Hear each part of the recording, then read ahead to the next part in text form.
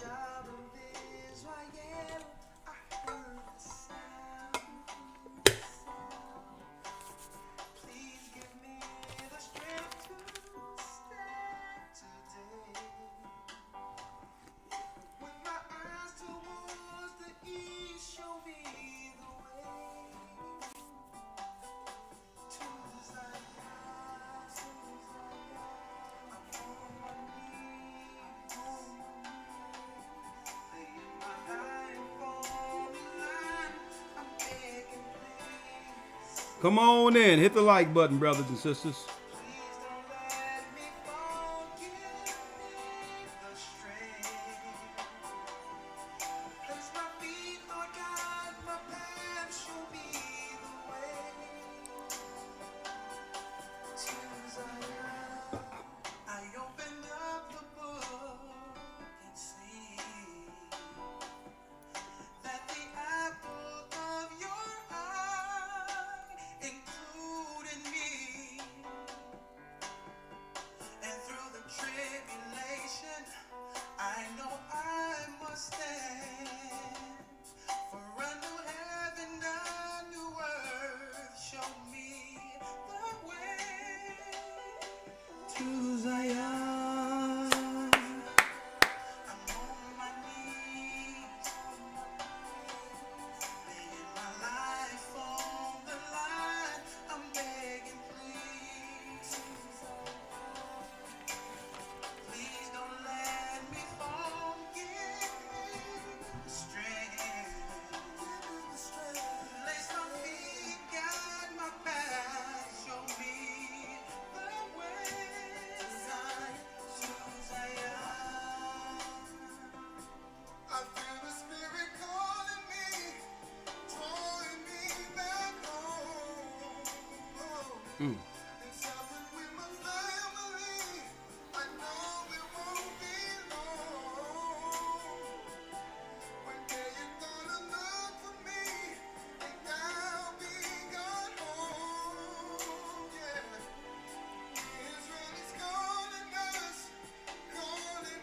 back home to Zion. I'm on my knees. I lay down my life. I'm begging, please.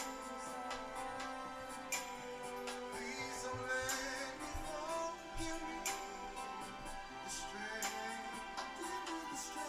Place my feet, guide my path. Show me the way to Zion. I'm on my knees. Laying my life on the line. I'm begging, please. Please don't let me fall. Give me the strength. Place my feet, guide my path. Show me the way to Zion.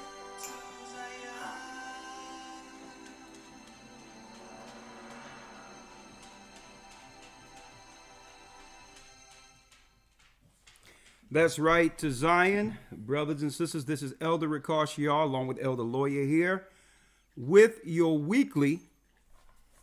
our weekly Sabbath lesson.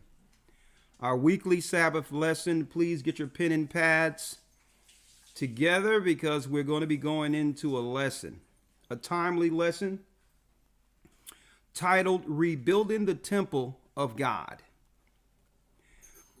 Rebuilding the temple of the Almighty. Now, a lot of people are probably wondering, well, what is this about?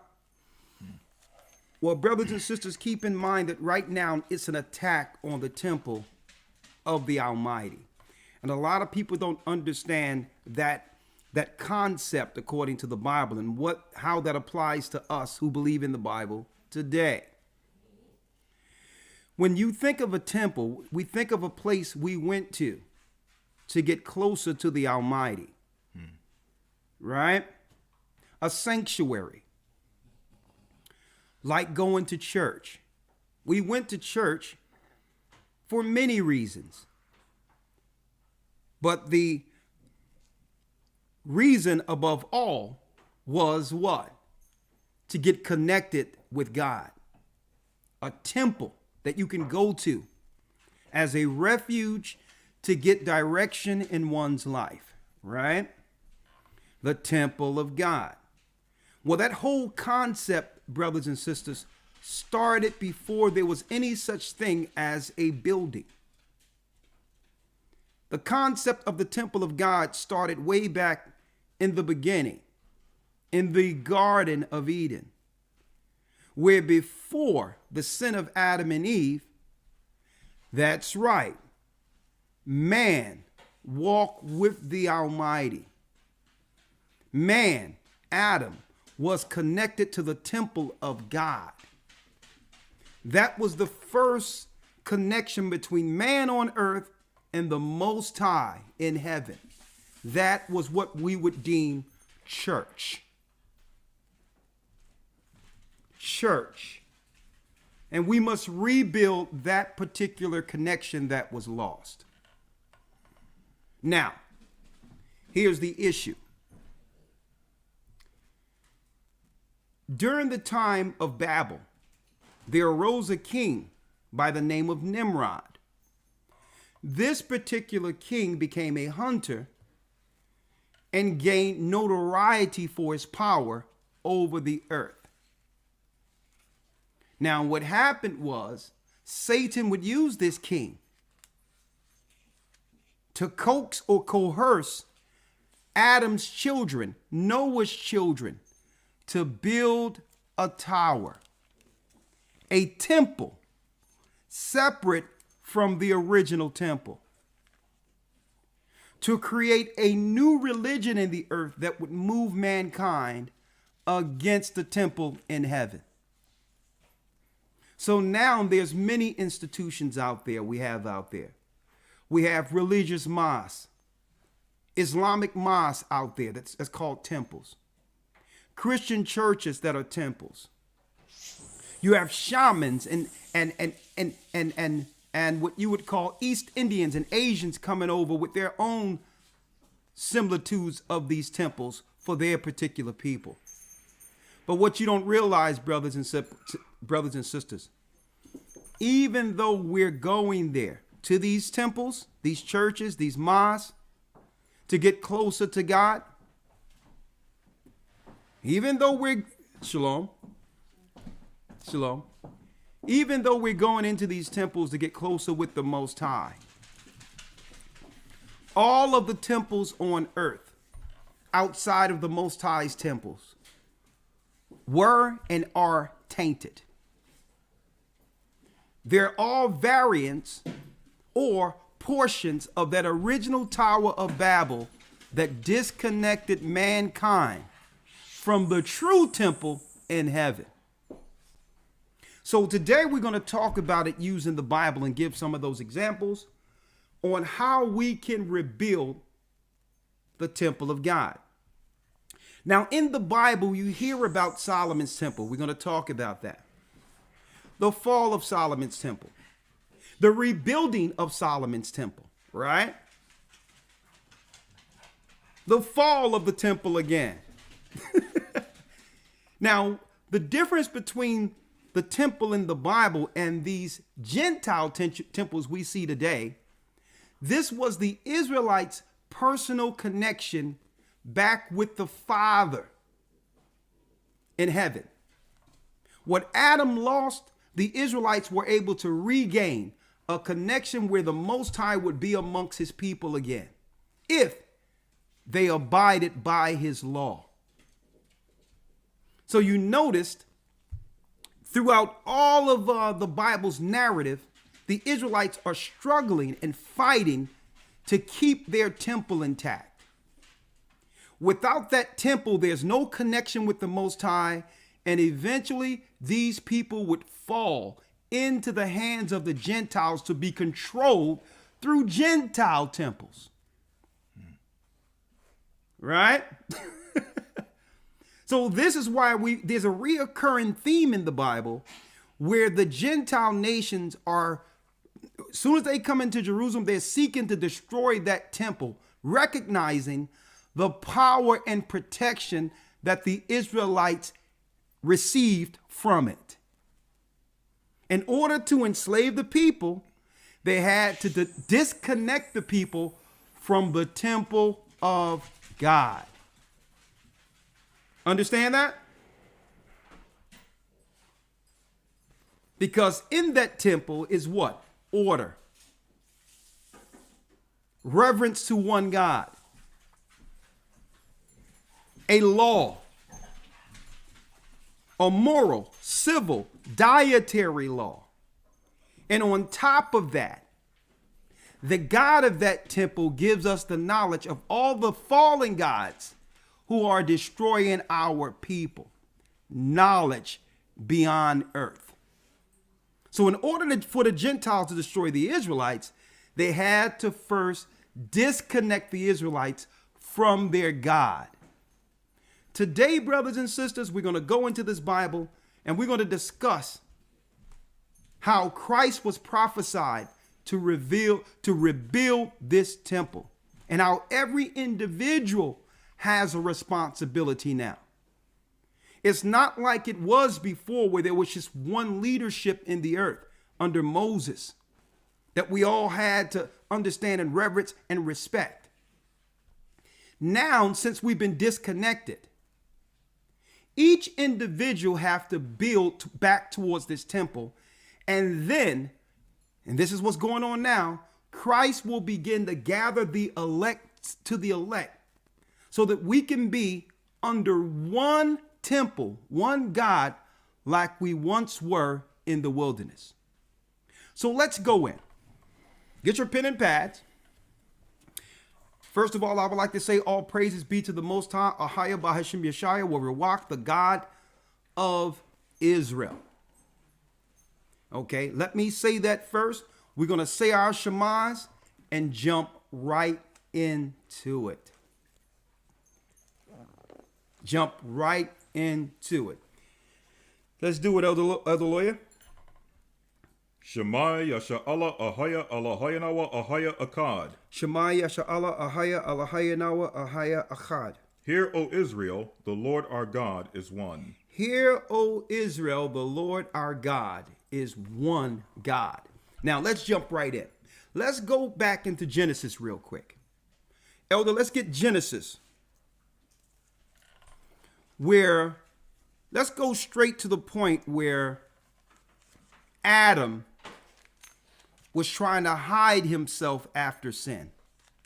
Now, mind you, the Most High forbade Adam and Eve.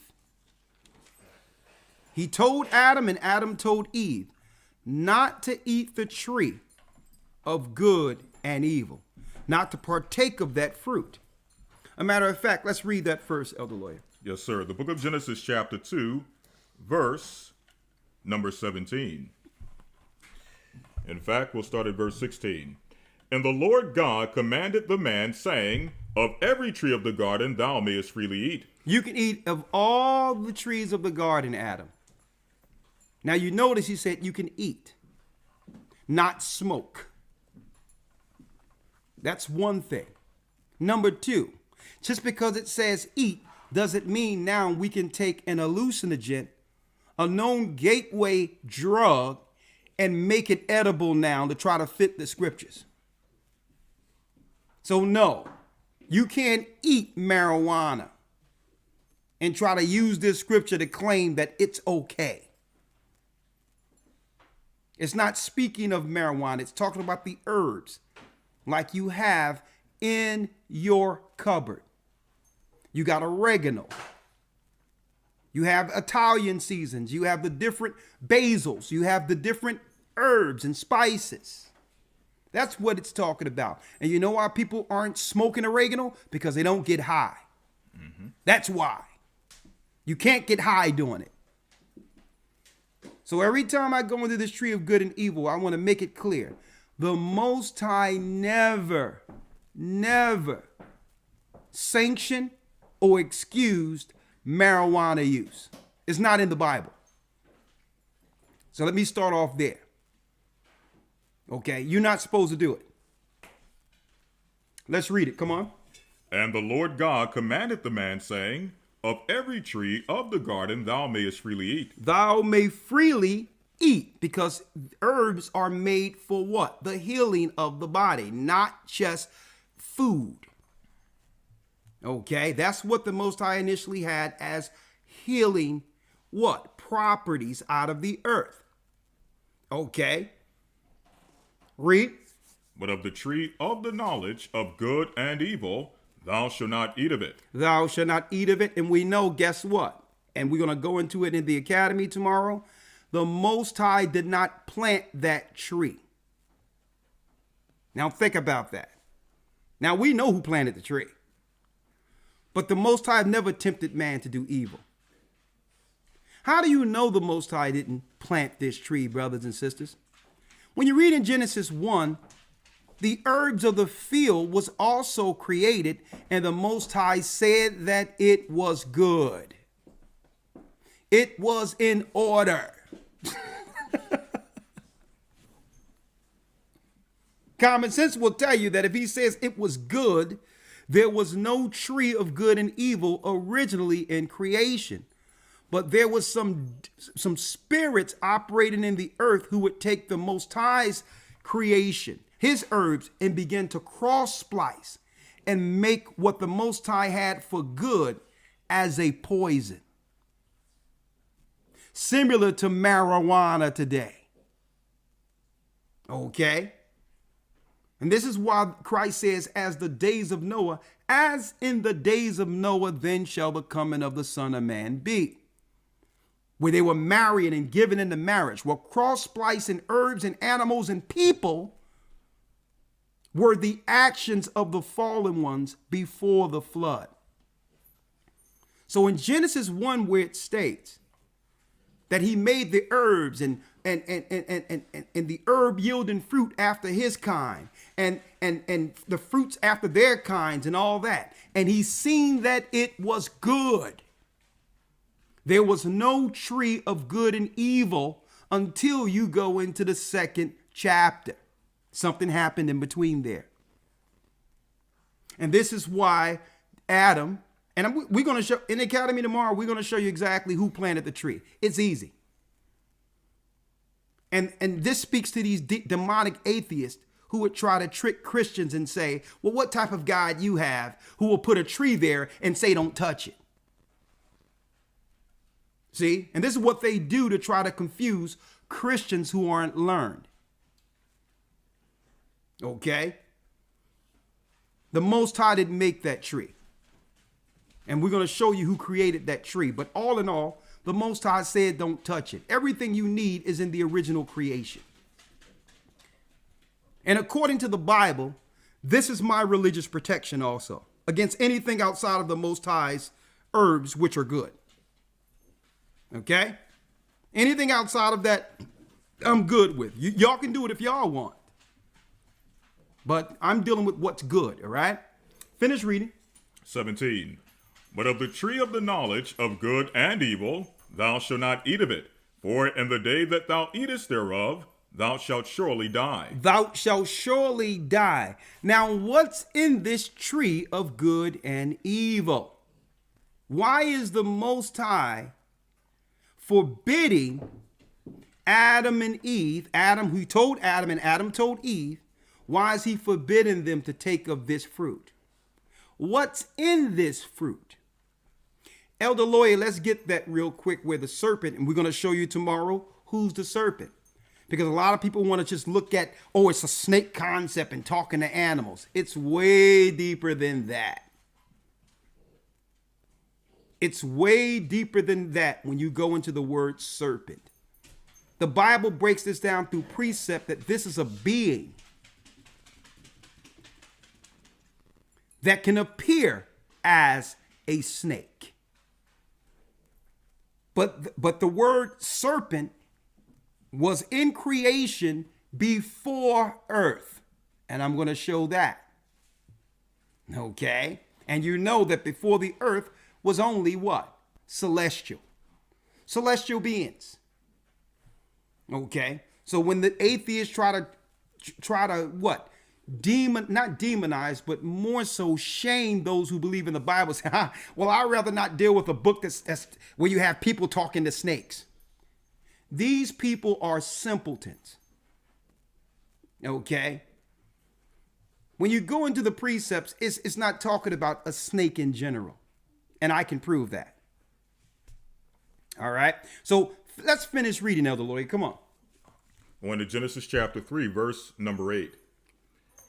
And they heard the voice of the Lord God walking in the garden in the cool of the day. In fact, we'll start at verse 7. And the eyes of them both were opened, and they knew that they were naked. No, I need you to go straight to where the serpent tried to tempt Eve. Yes, sir. And I need you to go there. Yes, sir. Verse 1. Genesis 3 and 1. Now the serpent was more subtle than any beast of the field which the Lord God had made. And he said unto the woman, Yea, have God said, Ye shall not eat of every tree of the garden?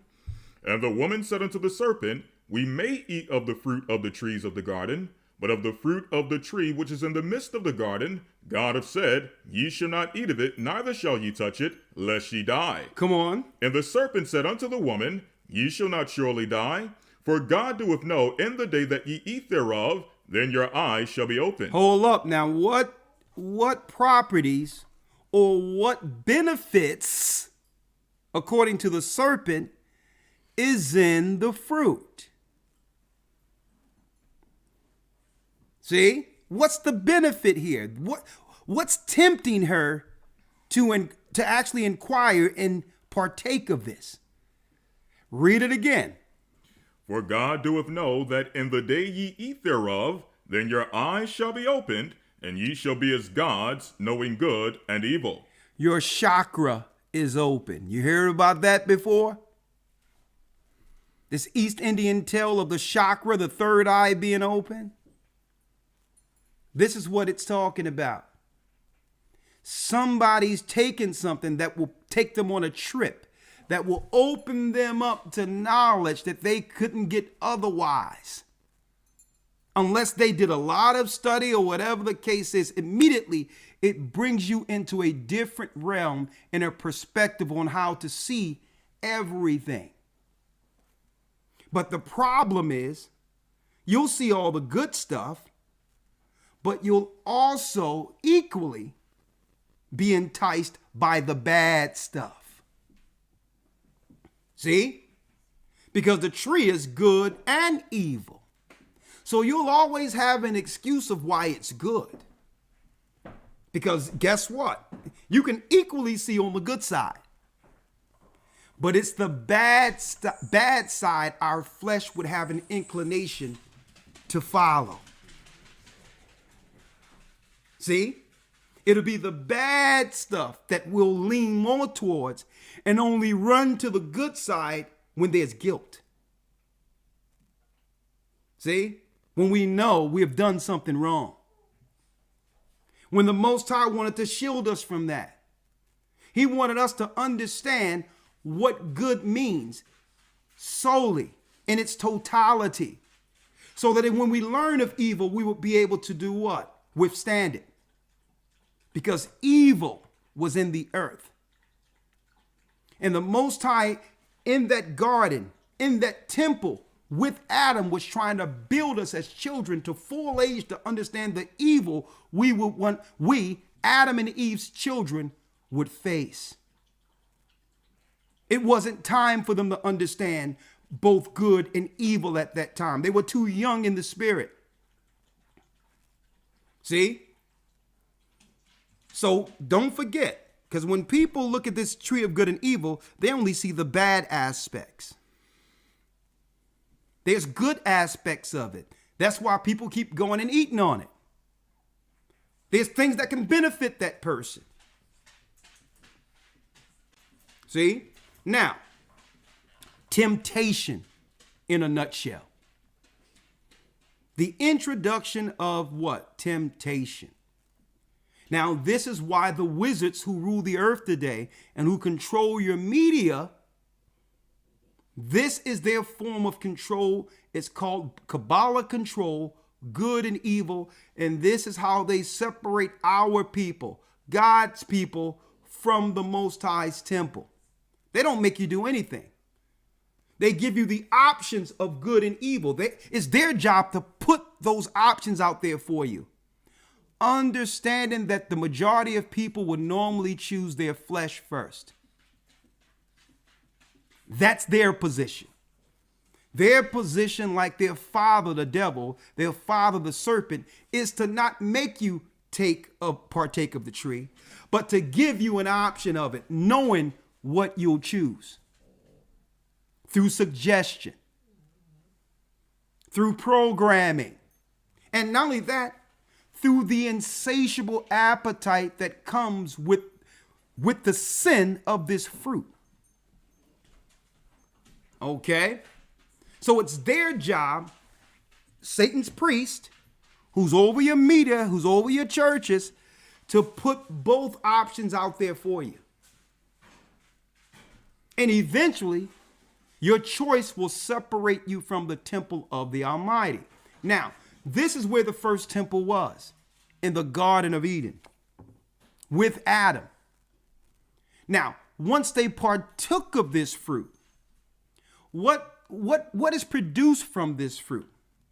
Elder Lawyer, we're going to go there. Let's go to 2nd Esdras real quick, the 3rd chapter. Yes, sir. 2nd Esdras 3, verse number 18. Now, what's in this fruit that separates us from this temple, that separated Adam and Eve from that temple? Let's read it. Read. 2nd Esdras 3, verse 18. And bowing the heavens, thou didst set fast the earth, movest the whole world, and madest the depths to tremble, and troublest the men of that age. And thy glory went through 4 gates of fire, and of earthquake, and of wind, and of cold, that thou mightest give the law unto the seed of Jacob, and diligence unto the generation of Israel. And yet tookest thou not away from them a wicked heart. He says he gave Israel the law. He gave Israel the law in the wilderness under Moses. But one thing the Most High didn't take away. That what? Yet thou tookest not away from them a wicked heart. A wicked heart. Now, where did we get a wicked heart from? I'm going to show you. Read. And yet tookest thou not away from them a wicked heart, that thy law might bring forth fruit in them. That thy law might bring forth fruit in them. We didn't have the law only, the law, statutes, and commandments in our heart through Moses. We also had the sin of Adam in our hearts. The Most High didn't take that away just because the Israelites were given the law. See that? So there's still something else warring against what the Most High gave our forefathers. It's us as individuals. It's in us individually. The choice to choose evil. Listen to this clearly. Come on. 21. For the first Adam, bearing a wicked heart, transgressed, and was overcome, and so be all they that are born of him. All those that are born of Adam have that original seed of sin in us. Whatever Adam and Eve took, it became a genetic what? Flaw in all of the children. Our DNA, our spiritual DNA was changed. We chose to look into all the things of this earth shown to us by the devil. But by doing so, it disconnected us from the temple of God. When now, instead of us just having access to him, we must now search for him like Adam and Eve did, or we must shield ourselves from him when we're sinning against the law. Like Adam and Eve in the garden. When at one time, it was just instant access. Mm-hmm. Read. 22. Thus infirmity was made permanent, and the law also in the heart of the people with the malignity of the root, so that the good departed away and the evil abode still. So this is the war that we have in our heart.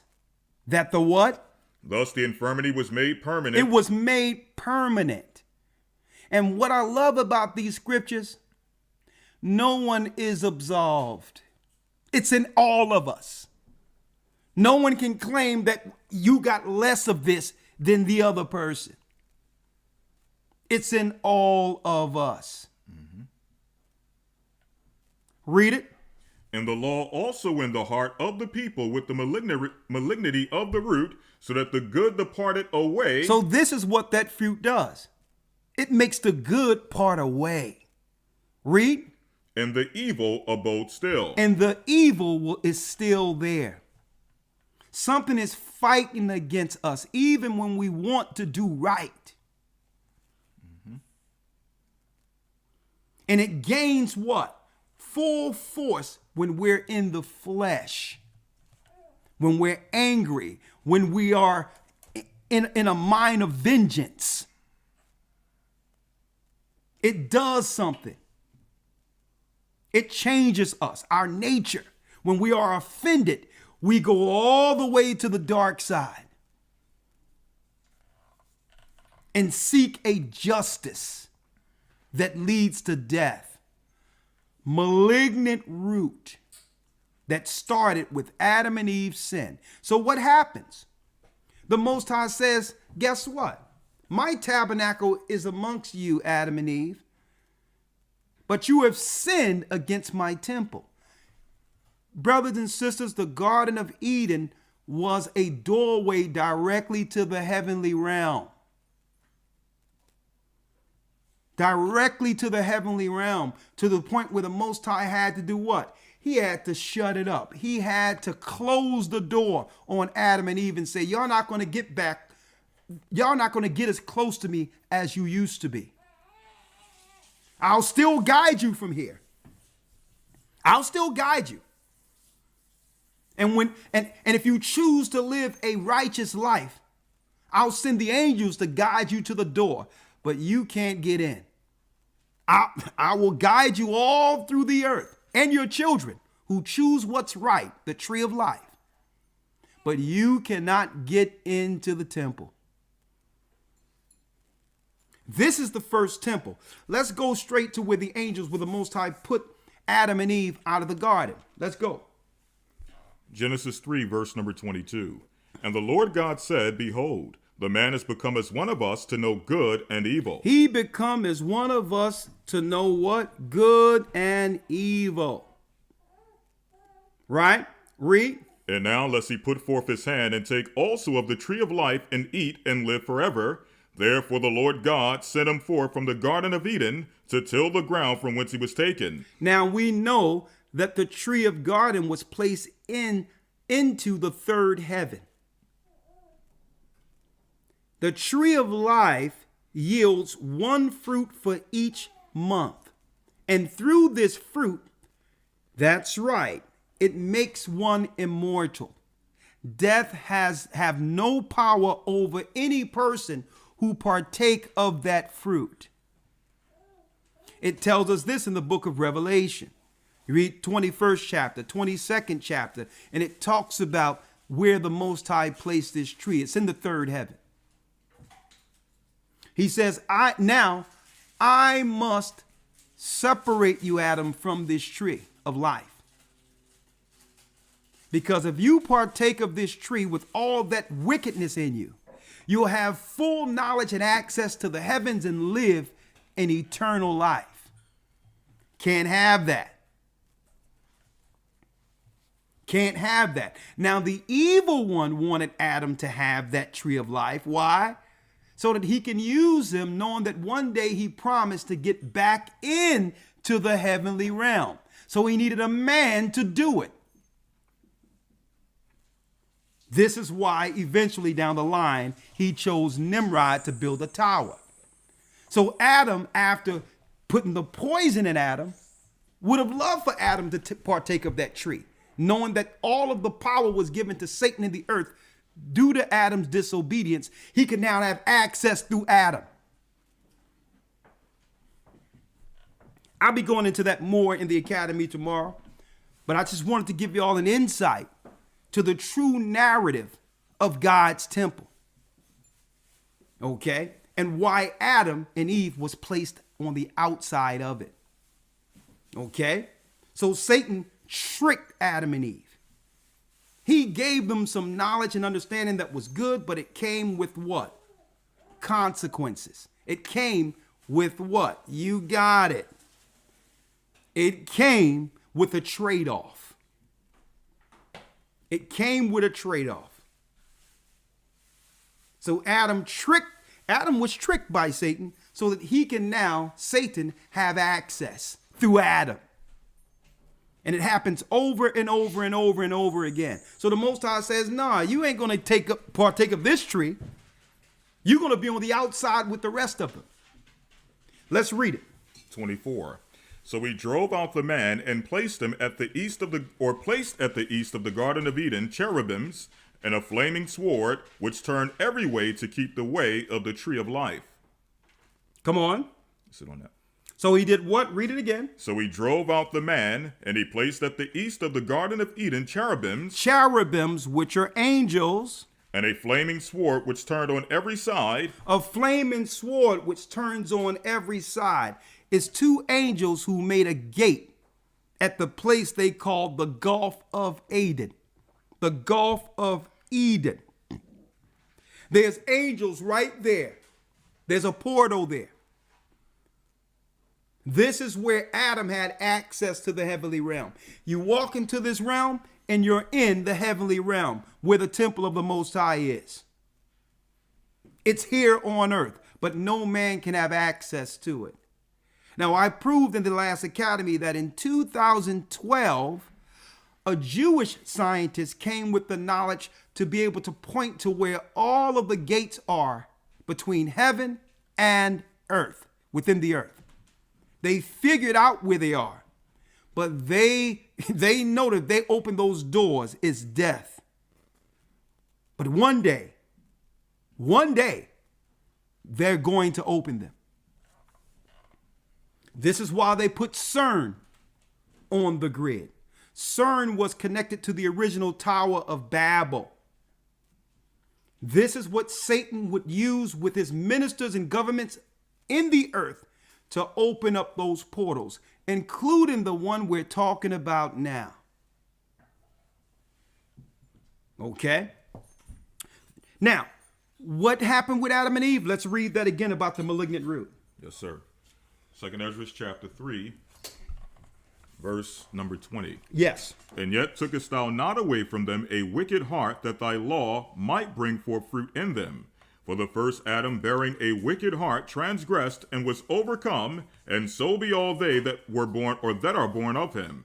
Thus infirmity was made permanent. The infirmity was made permanent. And the law also in the heart of the people with the malignity of the root, so that the good departed away and the evil abode still. The good departs away and the evil abodes still. See, this is the spirit that even led to what? The narrative of Cain and Abel.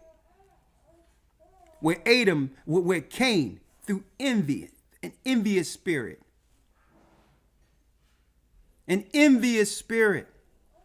a hatred, and it developed a hatred and jealousy in his brother that led to him killing his own brother.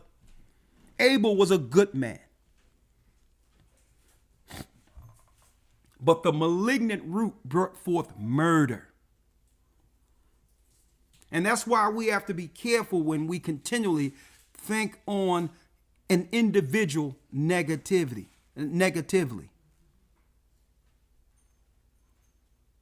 You understand what that malignant root is, where you have a singular focus negative against a person. That means if the opportunity presented itself and you can get away with it, you would actually kill that person. That's a malignant root where you become obsessed to a degree where a person becomes the bane of your existence, not realizing you are now a what? A tool for the devil.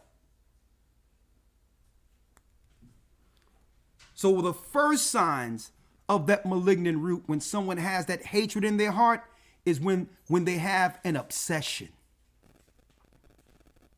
These are all of the things that came with that tree of good and evil, and to become obsessive like Lucifer was after being hurled to this realm. He's obsessive. He hates God, and he'll do anything to have one more shot at a battle against them. Well, guess what?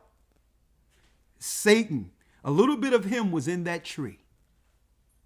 And it brings forth murder, obsession, destruction.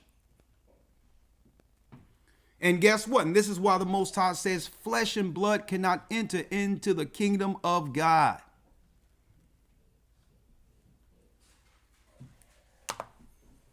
That's what it means by the flesh. Because that malignant root is in that flesh. Unless the flesh is changed.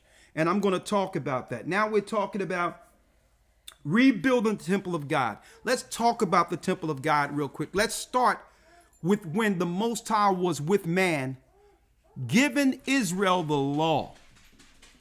Giving Israel the law through a prophet named Moses. You all know the story. I need you to go back to Esdras, Elder Lawyer, where it says the law came through 4 gates. Yes, sir. Second Esdras, chapter 3, verse number 17. Yes. And it came to pass that when thou leddest his seed out of Egypt, thou broughtest them up to the Mount Sinai. There you go. Come on. And bowing the heavens, thou didst set fast the earth. When it says bow in the heavens, brothers and sisters, in the Hebrew, that's warp. That's bending time between the heaven and earth, where the Most High can actually, the angels can come right in from heaven, which would be usually billions of years away, millions of years away. He can bow the heavens. That means the Most High's here, the earth there, and he can, through warp speed, have an angel come right in to the earth.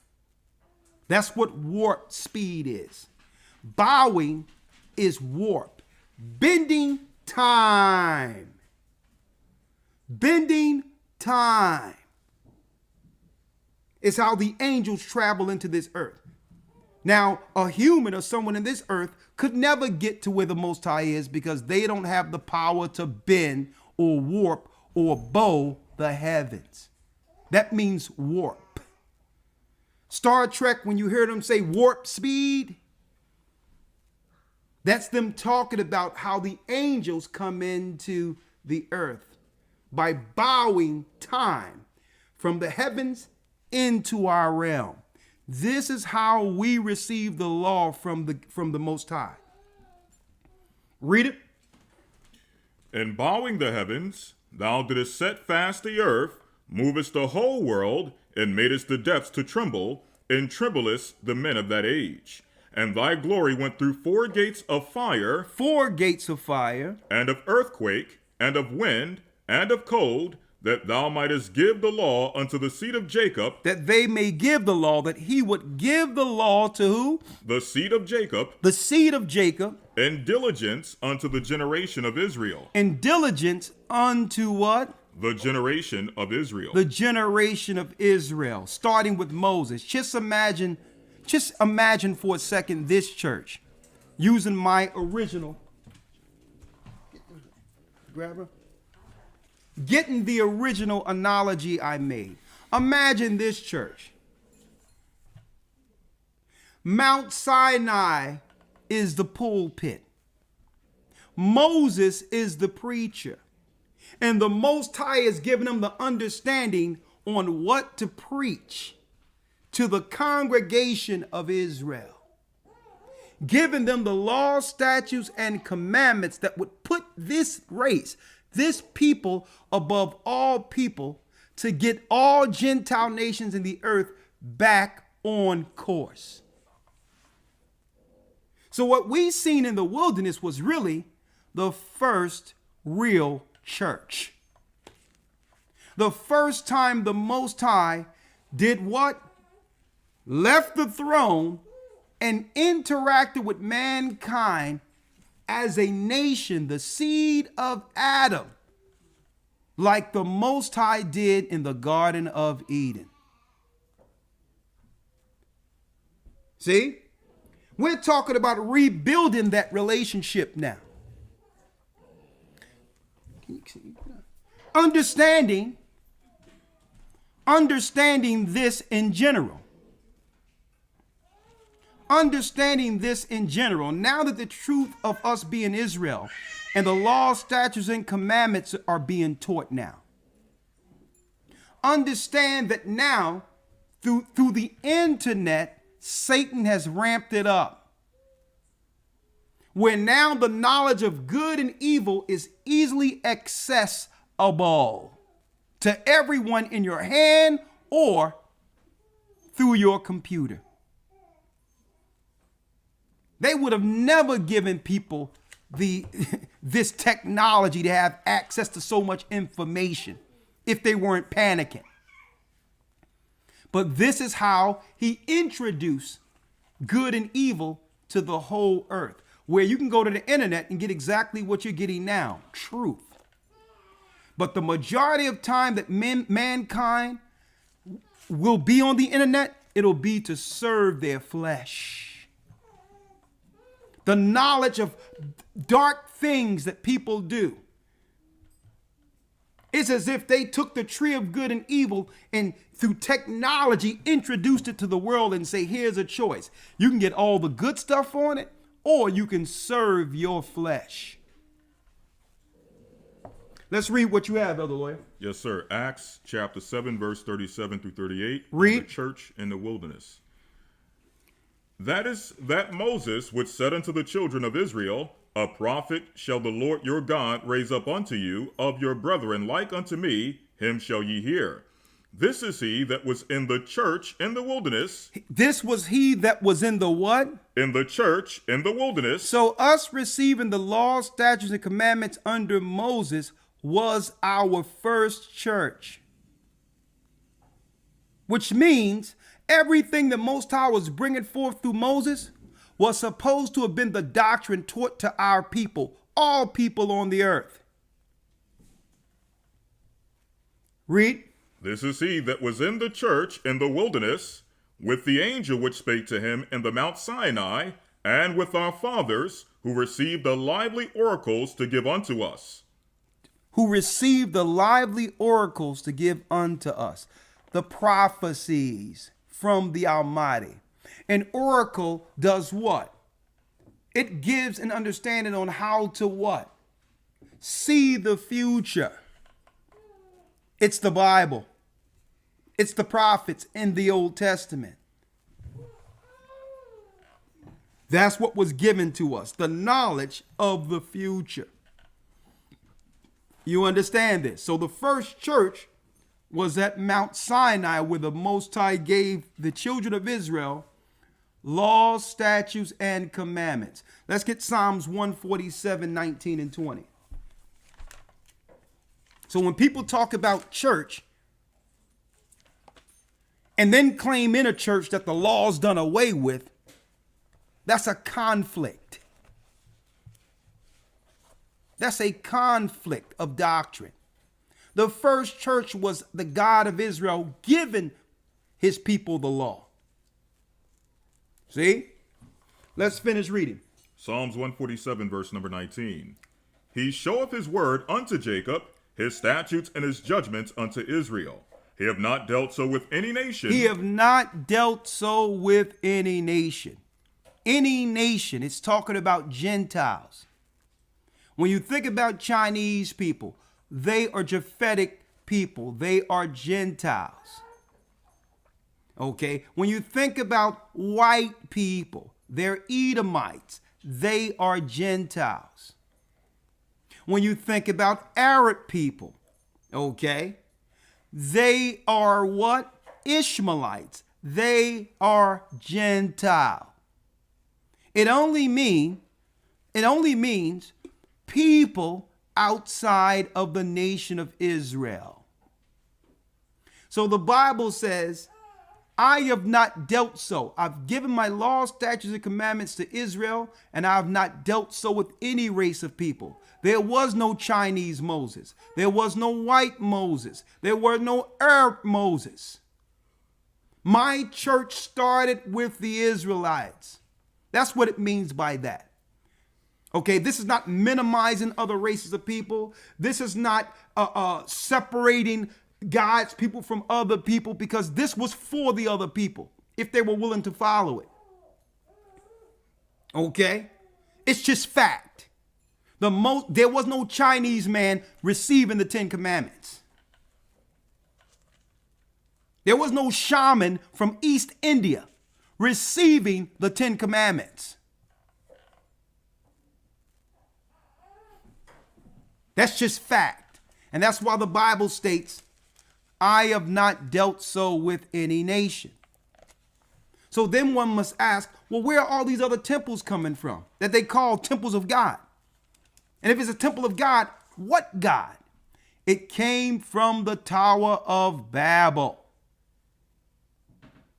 When the tongues were split and all of the races of people took their respective learnings at the Tower of Babel into their respective countries. That's where all these religions come from, and they're the same at its core. Satan's religion, Satan's temple, Satan's doctrine that has a lot of good in it, but yes, there's a lot of evil. And the key emphasis is to keep us from getting back to where we were before Adam fell.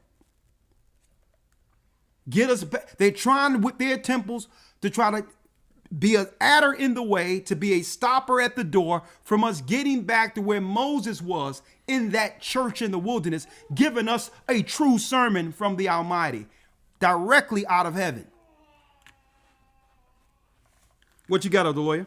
Yes, sir. Just reading here in the book of Exodus chapter 19 on the point that was made concerning the Israelites receiving the commandments, and the nations could receive it if they desired to learn, if they desired the truth and the knowledge. Exactly. It says here in the book of Exodus chapter 19, showing the position that the original Israelites had or were supposed to have with the commandments. It says in Exodus 19, verse number 5, Now therefore, if you will obey my voice indeed, and keep my covenant, and ye shall be a peculiar treasure unto me above all people, for all the earth is mine, and ye shall be unto me a kingdom of priests and a holy nation. These are the words which thou shalt speak unto the children of Israel. So the Most High gave Israel the commandments to be a kingdom of priests, to teach the nations, as it says in Deuteronomy 4, that the nations would look to them and say that this is a wise nation. These are wise laws, wise commandments. Exactly. We also should follow them. Yeah. And I'm glad you brought that out, because why? The reality of the matter, brothers and sisters, is that Ham, Shem, and Japheth were on Noah's ark. They're his sons. And I don't think that if Noah was in the earth today, he would be rejecting Chinese people or rejecting other races of people, knowing that these were all his children that he saved on Noah's ark. So you'll never hear true people who are teaching the doctrine of Christ berating or coming against other races of people and making them believe they're less than. It's not about that. It's not about them against us. It's about pointing them out when they are attacking us. Okay? That's what it's about. Pointing that out when they set up institutions and churches that would separate us from the temple of God, the hierarchy of the earth, working with Satan against the righteous. But we don't have no problem against any people, and that's clear. That if you're going to hold the doctrine of Christ, you can't make racism the foundation of your doctrine. Truth. That's right. Is what we must teach to bring Israel back to the Almighty and all the Gentiles who would understand the benefit of partaking with what's in this Bible right here, which is what? The tree of life, brothers and sisters, written for mankind to understand what? The true temple. The Bible is the tree of life now. And this is why it doesn't matter whether or not you East Indian religion or shaman, doesn't matter if you are a Muslim, it doesn't matter who you are, everyone will have a problem with in these other churches and these other temples against the Bible. Because you know what it does? It takes away their authority over us. Mm-hmm. That's right. It strips them of the spiritual upper hand. It takes control from them. Okay? So yes, they'll give you knowledge and good things and give you some wise sayings and all these other things and different types of proverbs and wise sayings. But guess what? There's no wise saying that any Gentile church can teach out there that we cannot find in Proverbs, Ecclesiasticus, in the Wisdom of Solomon. Everything, let me tell you, everything they talk about as far as wisdom wise in their churches and in their temples, the majority of it came from the wisdom of Israelites. Now, the Most High had Solomon build a temple, and it was prophesied that a temple would be built under Solomon. Elder Lawyer, let's get that first in Samuel. Yes, sir. 2 Samuel 7. 2 Samuel's, I think I wrote it down here. 2 Samuel 7 and 11. Yes, sir. 2 Samuel 7, verse number 11. Let's read it. And as since the time I commanded the judges to be over my people Israel, and have caused thee to rest from all thine enemies, also the Lord telleth thee that he will make thee an house. He will make thee a house. So now what was brought forth from Moses will now be made as a temple where the Israelites would go to connect with our God. Now, when we connect with this God of the Israelites, we'll have separate holy days, separate religious rites, separate principles, and distinct moral codes. Distinct moral codes, brothers and sisters, compared to the Gentile nations. Like, for instance, child sacrifice would not be a part of what? The rites or the rituals within Israelites' teachings or practices. Now, what y'all didn't know, brothers and sisters, that all the Gentile religions, they don't tell you, in all Gentile religions, child sacrifice is required, whether they tell you out in public or not. Okay? Child sacrifice and people being sacrificed is part of their secret rites. You may go to their temples and all that and not witness none of that, but what you will read in the papers will tell you something is going on that the news isn't covering. A child, this young girl was found, a few days ago in the forest. Or this young man is missing, or this young girl is missing. They'll just pass it up as some lone nuts running around just killing people individually. But no, folks, what they're covering is that there's ritualistic sacrifices in the earth that's required under all these religions. And it started here at the Tower of Babel. So understand that the Most High, our God, had different requirements when it came to the people reverencing in our church as Israelites. It didn't require us bringing forth a person or someone we love or a child to be given over and killed and destroyed as a sacrifice and payment to Satan. And through that, a reward for giving blood. And now I know how heinous and how horrible that sounds, folks, but this is why the Christians and others, they say don't read the Old Testament. That's that bad stuff. That's that bad stuff. You know why they don't want you to read it? They don't want you to read it because it'll tell you the true practices of the Gentiles. Well, they have a lot of good teachings in their religions, but they're not telling you about the child sacrifice that's required under it. So if you see what's going on in our schools today, where they're trying to teach sexual behaviors to our children and all that, that's actually grooming children to be sacrificed, to be a part of their priesthood, to coax the whole earth into sin. Scrambling the children's minds so that they have no choice but to eventually do something destructive that will lead to death. Folks, this is systematic Gentile sacrifice under the church of Satan.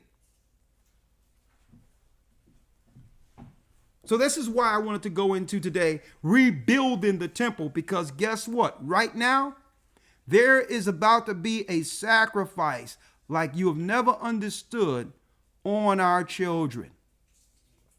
They have moved the campaign from seniors to those in the workforce, and now the children. And what you don't understand, folks, is that the whole earth is under a ritual of sacrifice.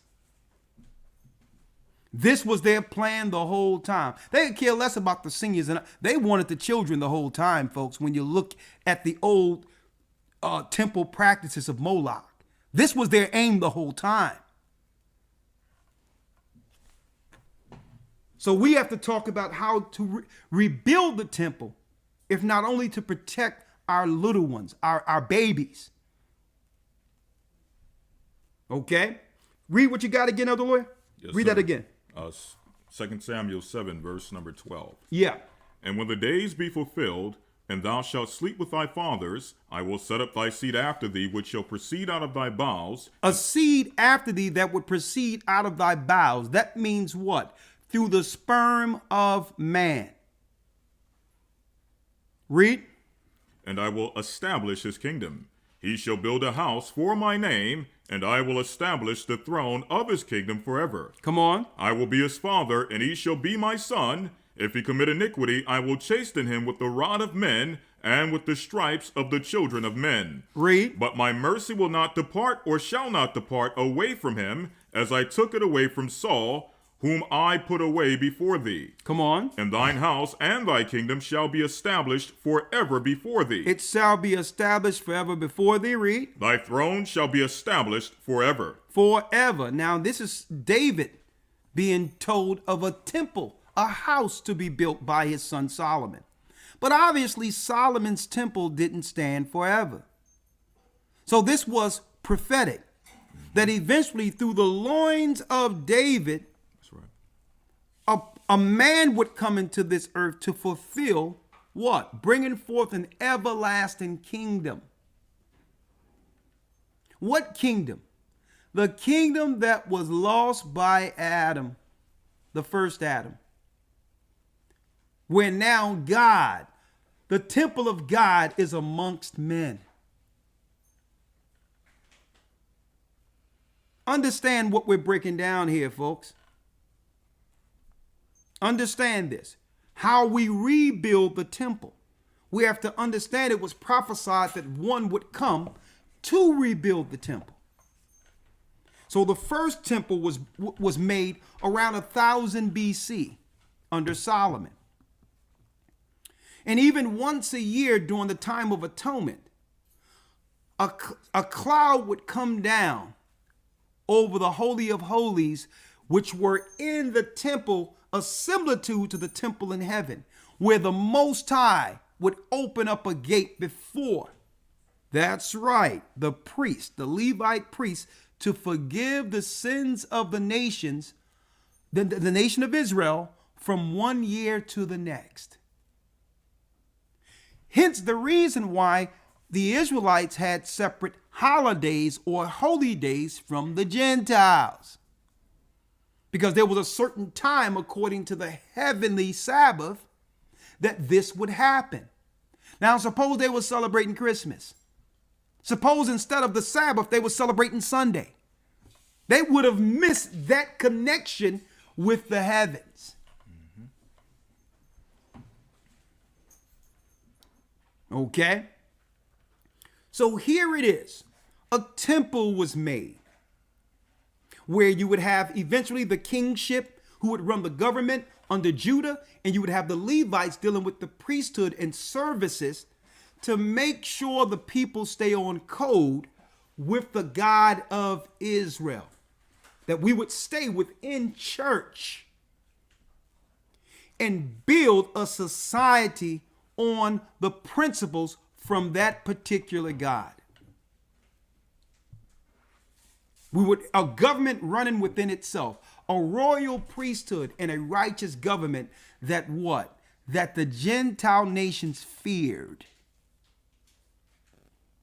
They fear a nation being on code with one another with one God. They fear that. Why? It takes their power away. We're always complaining about the power and how the power structure is misusing power. Well, folks, the only power the power structure has in this earth is the power that we relegate to them. Outside of the prophetic governments that would be here according to the Almighty, the majority of the power they wield in the earth is what we yield to them through the sin of Adam. This is what gives them power. Because we refuse to go to church. The real church. And keep in mind, the Most High dwell not in temples made with hands. I'm going to break this down, folks. The real church started before there was buildings, before we were in the wilderness. And that's where the church started. And now we're in the wilderness again trying to find him. And this is where we come back to church. And I'm going to teach it. How do we rebuild the temple? So we had the Temple of Solomon. And then what happens? Eventually, the temple is destroyed. Let's go to 2 Kings, Elder Lawyer. Matter of fact, before we go there, let's go directly into Babylon. Let's go directly into Babylon.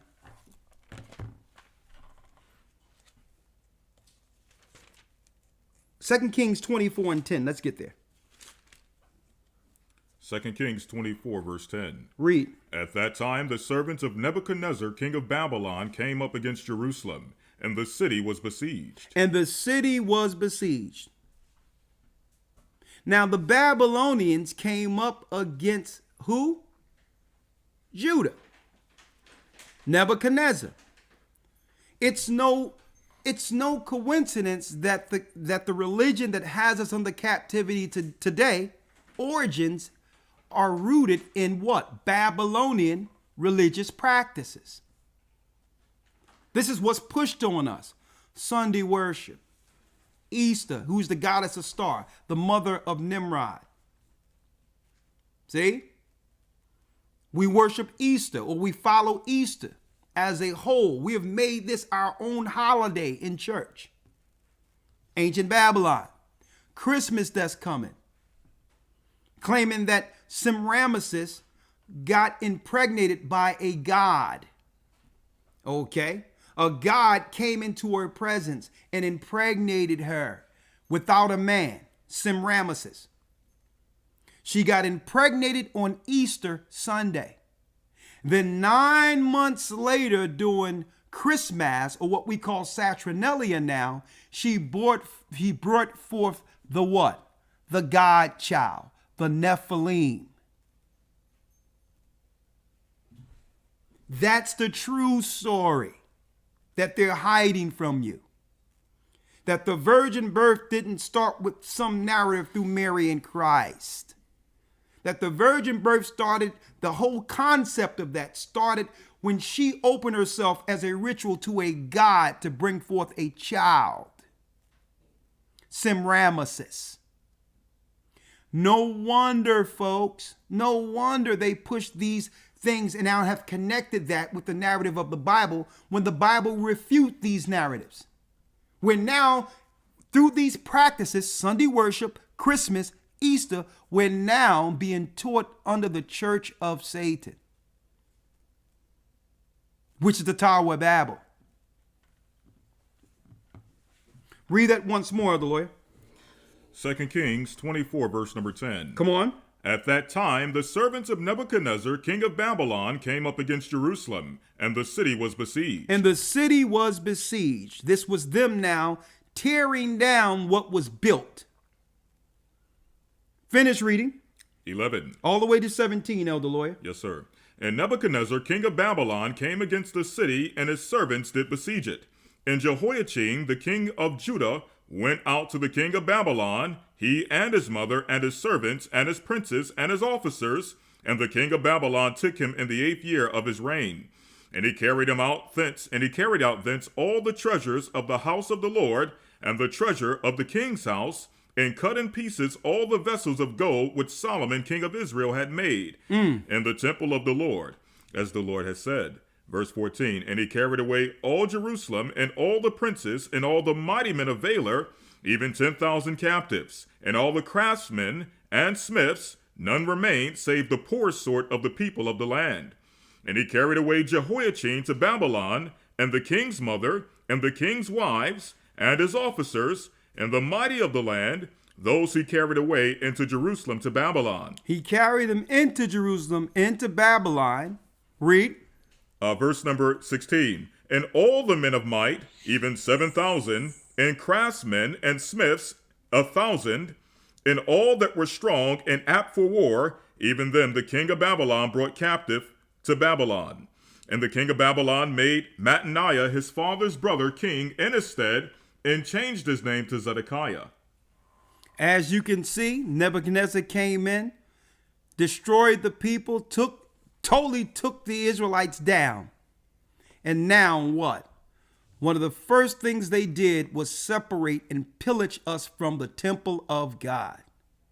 It's no different now than the Most High putting Adam and Eve on the outside of the temple, where now something must happen, a phenomenon to bring them back. Bring them back to where the Most High is now dealing with Israelites personally again. So the Gentiles knew in order to take Israelites captive, they must first separate us from the temple. See? The temple keeps us in line with our moral code, our civil code amongst one another. It reminds us of our responsibility, not just to the Most High, but to each other. So when the Gentiles come in, they realize, you know what? We must stop their belief system first. We must destroy their church and replace their church with ours. We must destroy their belief that connects them with heaven and replace their church and preachers with ours. See? And this is a reoccurring theme all the way until when the Romans came out and started killing the North American Indians and our people and enslaving us and all that. That's a reoccurring theme. It never stopped. The first thing they do is destroy the wise men who understood the ancient histories and the moral codes, and they set up new schools and new temples they call churches to re-educate a society. Well, this didn't start with the white man, folks. So when we talk about rebuilding the temple, we have to understand what? The systems that are the governments use to separate us from our temple.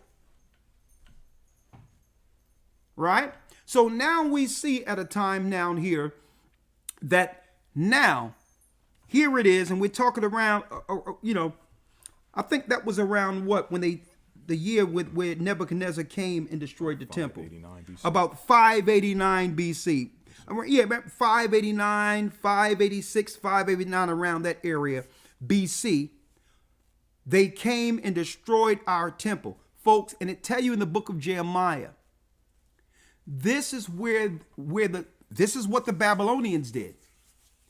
They more so put women in charge of the traditions over the family. Okay? Before this time, men were over what? Upholding the traditions and upholding the holy days and traditions of Leviticus 23. It was the men, it was the priesthoods, the Levites.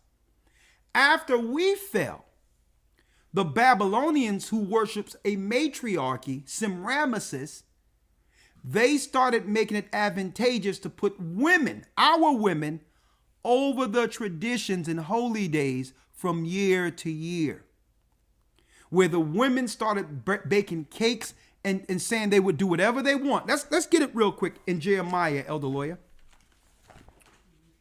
Jeremiah 44.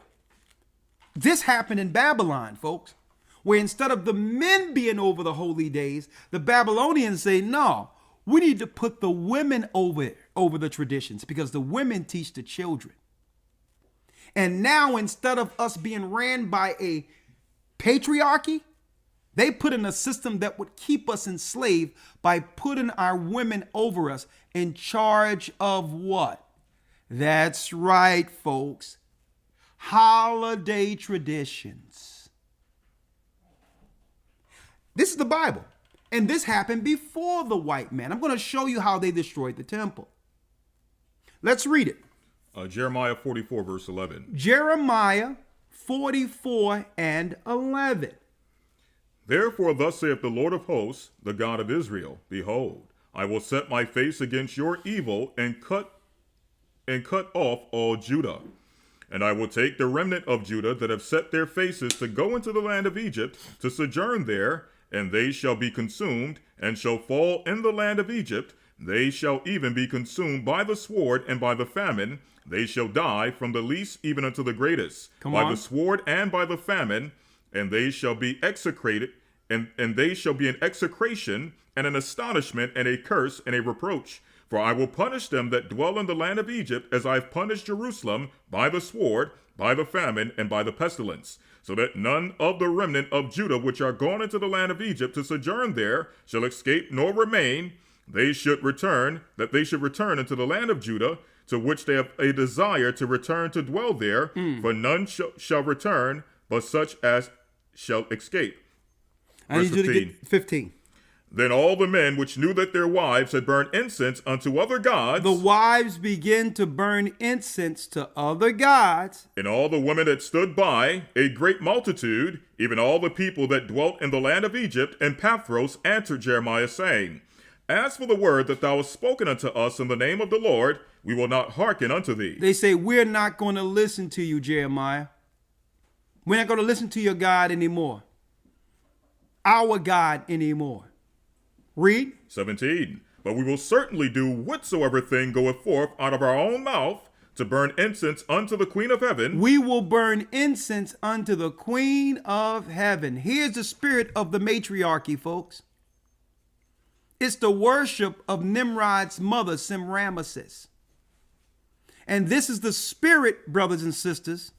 Believe it or not, listen to me clearly. And this is not to offend anyone, just listen.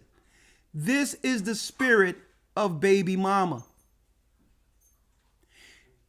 Semiramis was a woman who was celebrated for not having a man and being able to have a child and raise a king without one.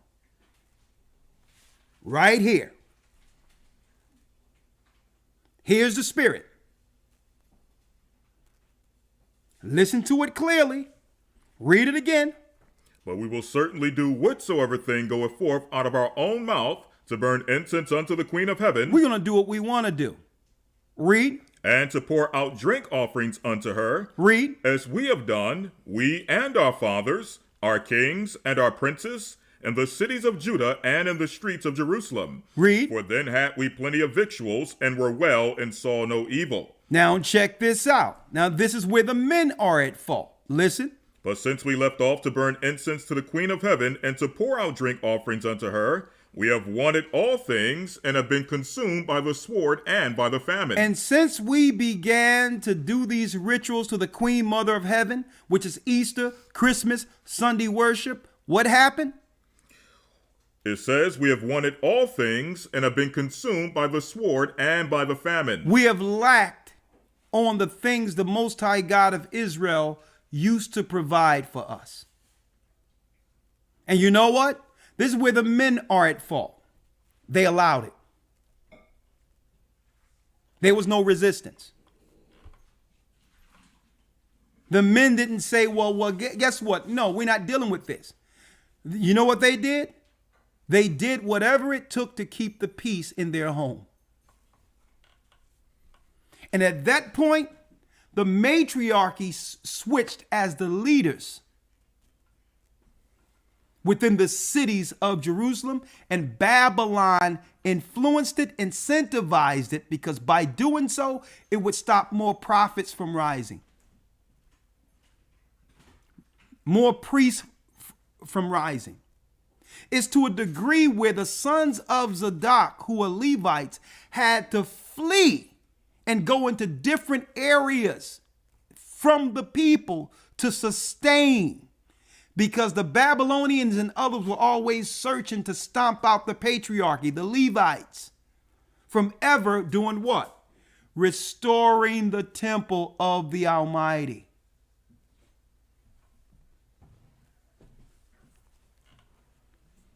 Listen to where we're going here now. So now they take the riches, destroy the temple, destroy the patriarchy, put up women over the men to control things. Men just sit there and pacified and sit back and just allow to be ran over. And the whole system begins to fall. And then that becomes generational. One fall after the next, while the Gentiles are emboldened themselves with the riches they have taken from us. While we sit and live a generational curse, not realizing that our only saving grace is for us to come back to that temple or be eradicated. Be totally eradicated. Now, hey, of course we have a solution, right?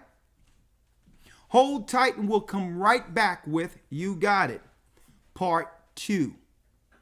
That's right, rebuilding the temple of God. One moment.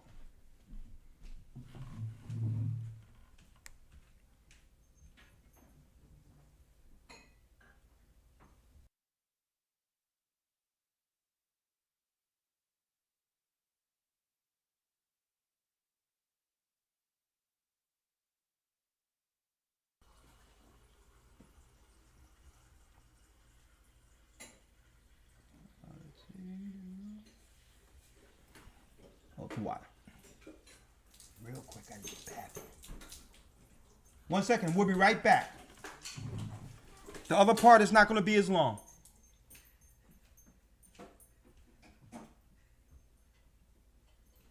Is it playing? Yeah. What?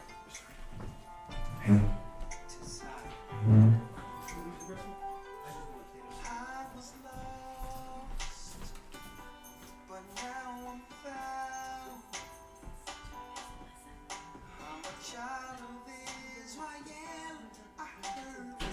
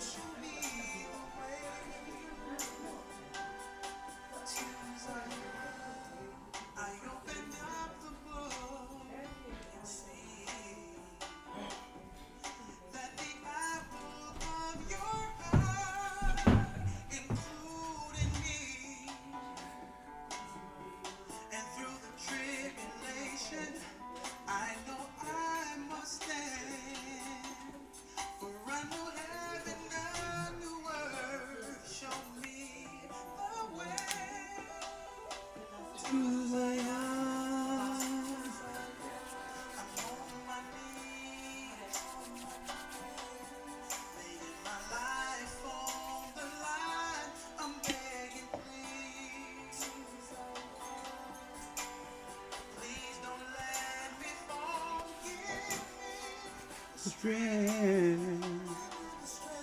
Place my feet, guide my path, show me the way. Zion to Zion. I feel the Spirit calling me, drawing me back home. Good. And traveling with my family. Jumping right back in, part 2. All right, Elder Lawyer, now let's go to now, if we may. Let's go to the book of Nehemiah, the 1st chapter, because under the Persian Empire, which are the Iranians, under King Cyrus of Persia, the temple was rebuilt, right? So once the Babylonians fell, eventually the Persian Medo Empire came into play, which is the Iranians, and in respect of the God of Israel, the king Cyrus agreed to have our people be able to do what? Reverence the God of Israel, to rebuild the temple, right? So let's go there real quick, Elder Lawyer. Let's go now. Let's go to the book of Nehemiah, the 1st chapter. Let's read. Nehemiah 1, verse 1. Yeah. The words of Nehemiah, son of Ahayah. And this is around 515 BC. Read. And it came to pass in the month of Casliu, in the 20th year, as I was in Shushan the palace, that Hanani, one of my brethren, came, he and certain men of Judah, and I asked them concerning the Jews that had escaped, which were left of the captivity, and concerning Jerusalem. And they said unto me, the remnant that are left of the captivity there in the province are in great affliction and reproach. The wall of Jerusalem also is broken down, and the gates thereof are burnt with fire. Come on. And it came to pass when I heard these Now things. check out what they did, folks. They even burned the temple with fire, our temple. Read. And they said unto me, the remnant that are left of the captivity there in the province are in great affliction and reproach. The wall of Jerusalem also is broken down, and the gates thereof are burnt with fire. And it came to pass when I heard these things that I sat down and wept and mourned certain days. Now check it out, Elder Lawyer. If they're going to say live and let live, and everyone should have the freedom to worship any God they want, why is it that we don't hear about this happening to other people? How is it that in the Bible, they not only take us down, they burn the places of worship where our people used to worship? So I thought there was freedom of religion where all people can worship their gods equally and we live and let live. No, that only applies to the Gentiles. The Israelites, our people, don't have the right to worship our God separate from Asian, Edomite, Roman influence without it getting demonized. You notice that? We're the only people that cannot exercise our own freedom of religion without it being called a cult. You notice that? There's something they have about us rebuilding the temple. So here it is.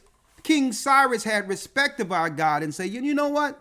And the prophets would fight to make sure that eventually our people get an opportunity to worship like we once did, realizing that our people would not have been destroyed, or other empires would not have been able to take advantage of us if we were still connected with the temple of God. See, so they understood, the prophets understood the focus, even Christ. It's about that temple. It's about what Adam lost. So our key focus is to understand what does it mean to build the temple and how to apply that today. Right?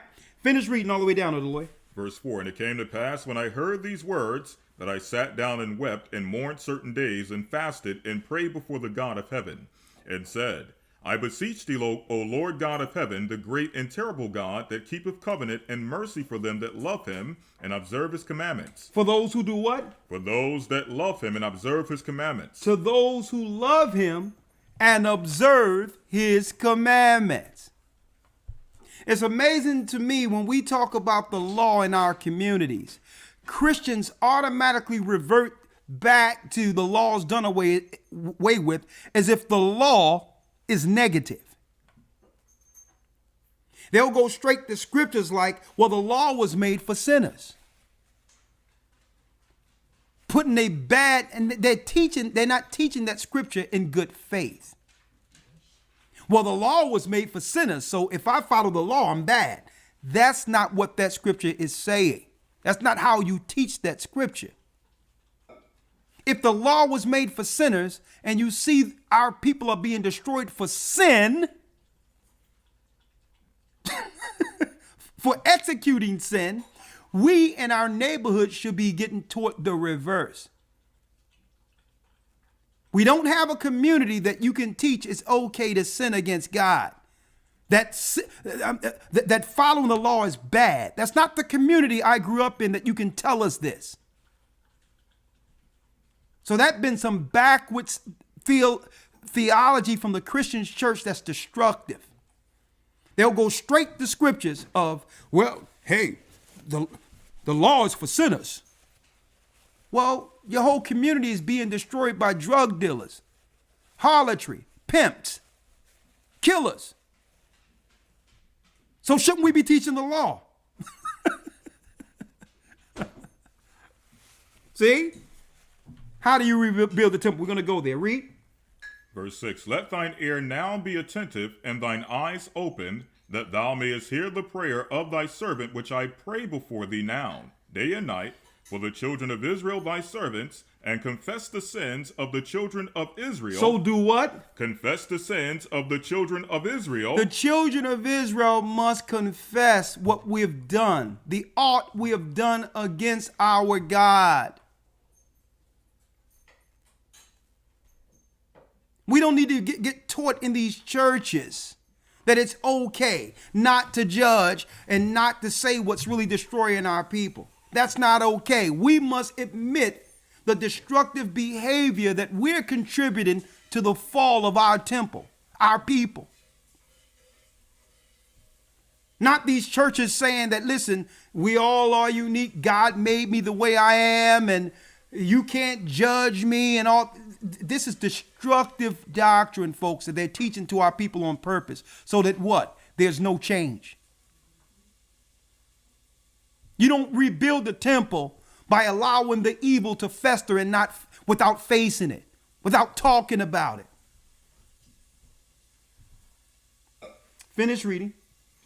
Verse 6, let thine ear now be attentive and thine eyes open, that thou mayest hear the prayer of thy servant, which I pray before thee now, day and night, for the children of the children of Israel thy servants, and confess the sins of the children of Israel, which have sinned against thee. So let me make it clear.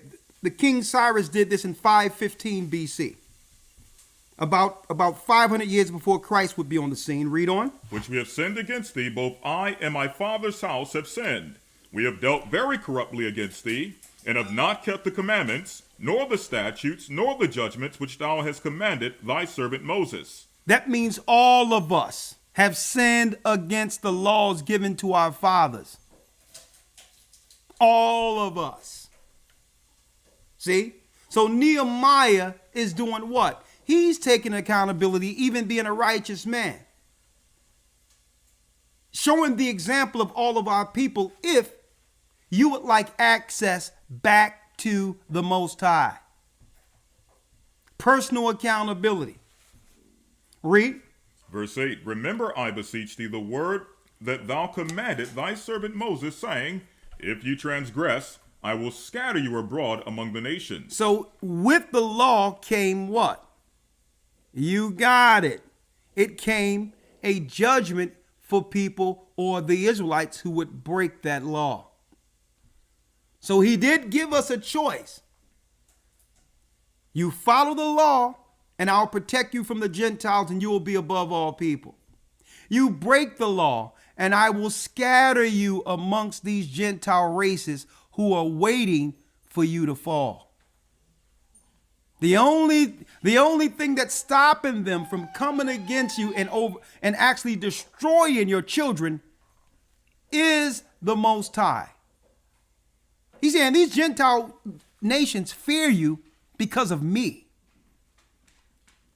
If you break my law, I'm going to scatter you amongst these Gentiles, these Chinese people, the white people, the Arab people, and these people are waiting to get their hands on your children. Now, I'm just quoting the first sermon from Mount Sinai. This is what he told Moses. Okay, I'm going to hook all you people up. You got everything and the Gentiles can't touch you. And it's all because of me. Your children will grow up and have the riches of the earth, a land flowing with milk and honey. You'll have kings who will go out to war and won't lose men. Your women will grow up with families. Your children will grow up intact.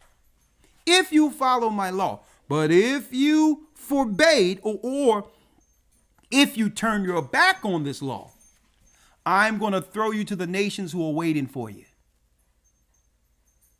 See? Read. Verse 9. But if you turn unto me and keep my commandments. If you turn unto me and keep my commandments. And do them, though there were of you cast into the uttermost part of the heaven, yet will I gather them from thence. So even though you're scattered throughout the four corners of the earth, I'll come find you. No matter where you are, even under Gentile rule, I'll find you and bring you back into the covenant. I'll send my holy angels to protect you. Doesn't matter where you're scattered. I'll find you. And you know what, folks? He found us.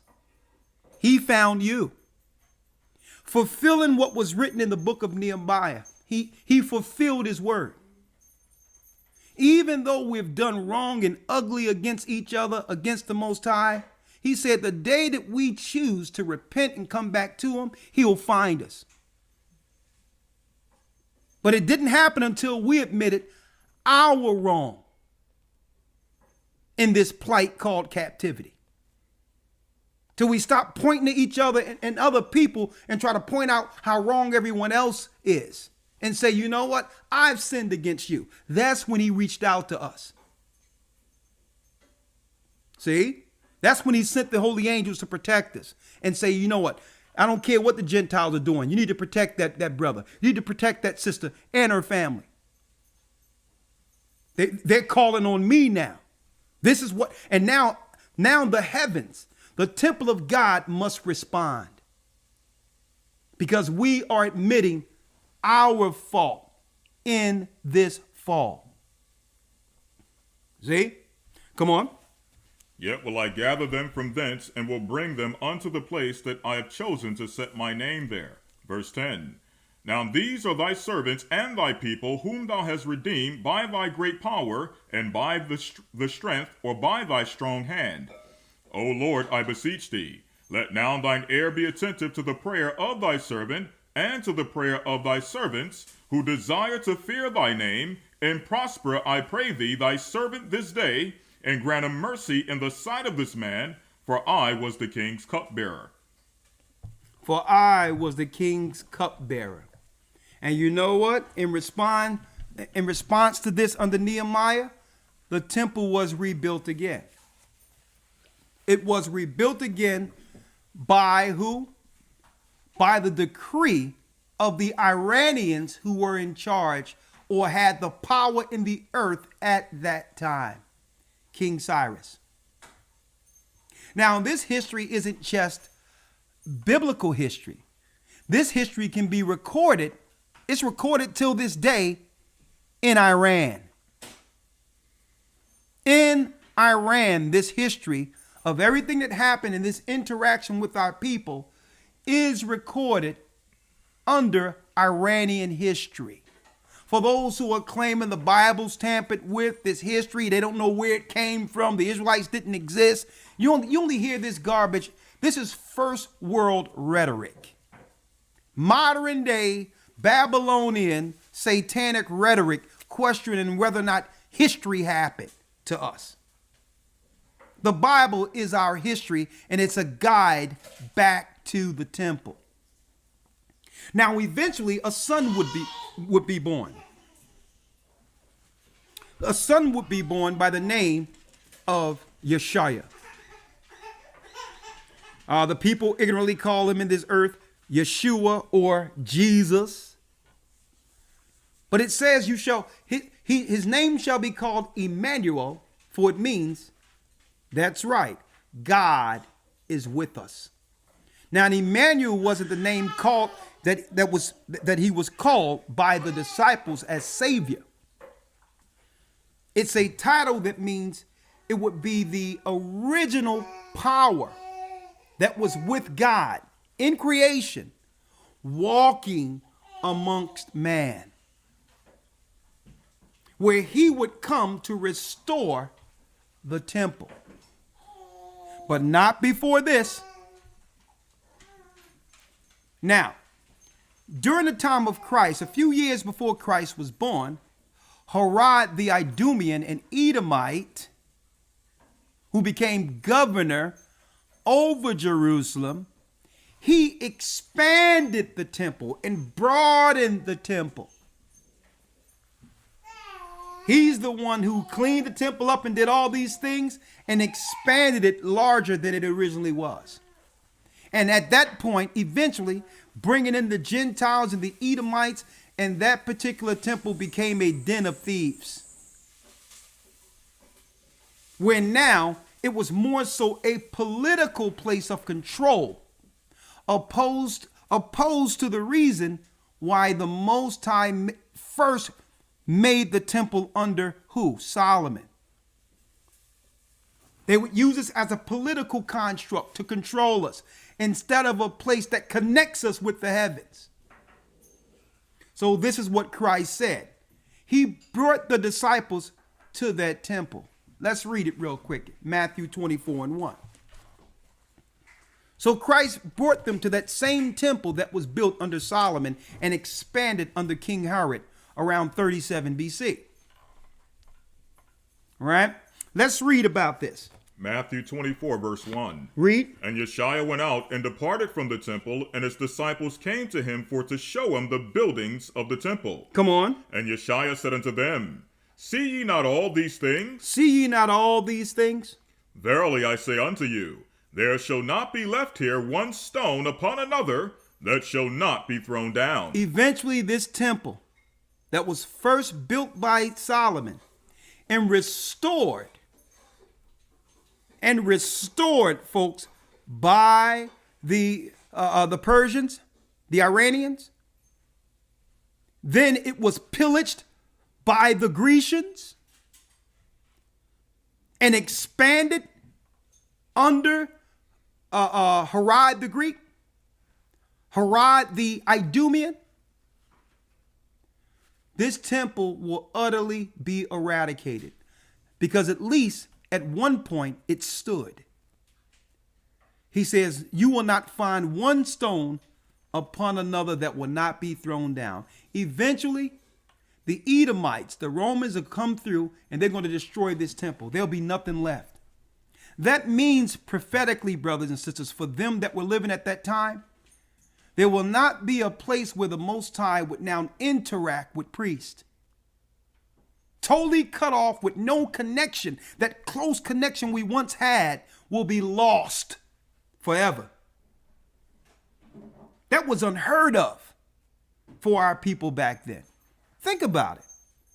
Because any time they pillaged and destroyed the temple, burned it, took the gold and silver out of it, it still was erected. It was still there. And Christ says, nah, not one stone will be left upon another. And you know when it started? It started after they crucified Christ. a great earthquake came that's recorded in Roman history. And a crack came right in the middle of that temple. It started cracking and moving apart. And I know that the Pharisees and scribes at that time started remembering some of the things Christ said before they crucified him. And it was confirming what he told the disciples. Folks, listen to this clearly now. He said, one stone shall not be left upon another, that shall not be thrown down. Read. Verse 3. And as he sat upon the Mount of Olives, the disciples came unto him privately, saying, Tell us, when shall these things be? And what shall be the sign of thy coming and of the end of the world? And of the end of the world. Now check that out, folks. To show you the many layers of Christ's understandings, what he's teaching, his manifold understanding. He was talking about a specific building. And the disciples understood that if it's the end of the temple, it must be the end of our people. When shall be the end of the world, where the Most High don't connect with us anymore? But Christ had a what? He had an alternative way for our people to get access to the temple without a building. Without a building. And I'm going to go there. Read that first part again. Stone left upon another. Yes, sir. Verse 1. And Yashaya went out and departed from the temple, and his disciples came to him for to show him the buildings of the temple. And Yashaya said unto them, See ye not all these things? Verily I say unto you, there shall not be left one stone upon another that shall not be thrown down. That shall not be thrown down. And know what he was showing? He was showing that same temple that the Most High prophesied. Who he told Solomon, and yes, right. Your son, he told David, your son will build this temple and it will last forever. So to everyone that was living saying, well, how can this be? A temple being destroyed? What does that mean for us? How will the Most High connect with us after Jerusalem is destroyed? Right? You know how he was able to connect with us? Elder Lawyer, let's get Matthew 12.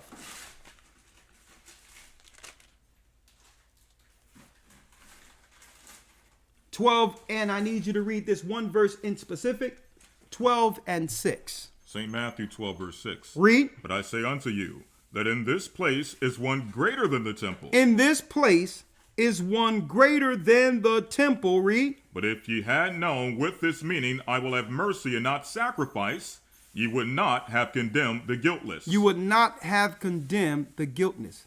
And if you knew what this was, you would have what? Read it again. I will have mercy and not sacrifice. You would have understood my mercy and what? But if you had known with this meaning, what this meaneth, I will have mercy and not sacrifice. I would have mercy and not sacrifice. Ye would not have condemned the guiltless. You would not have what? Condemned the guiltless. So he was telling them back then that there's someone here greater than the temple who can forgive sins without it. Without it. There's a spiritual temple that the earth's temple is a similitude to, that our people can still have access to. See, and that's what the people carnal who looking at this world carnally never understood.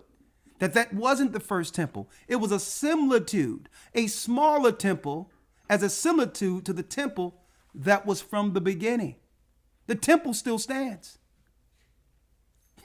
But it's how to get access back to it.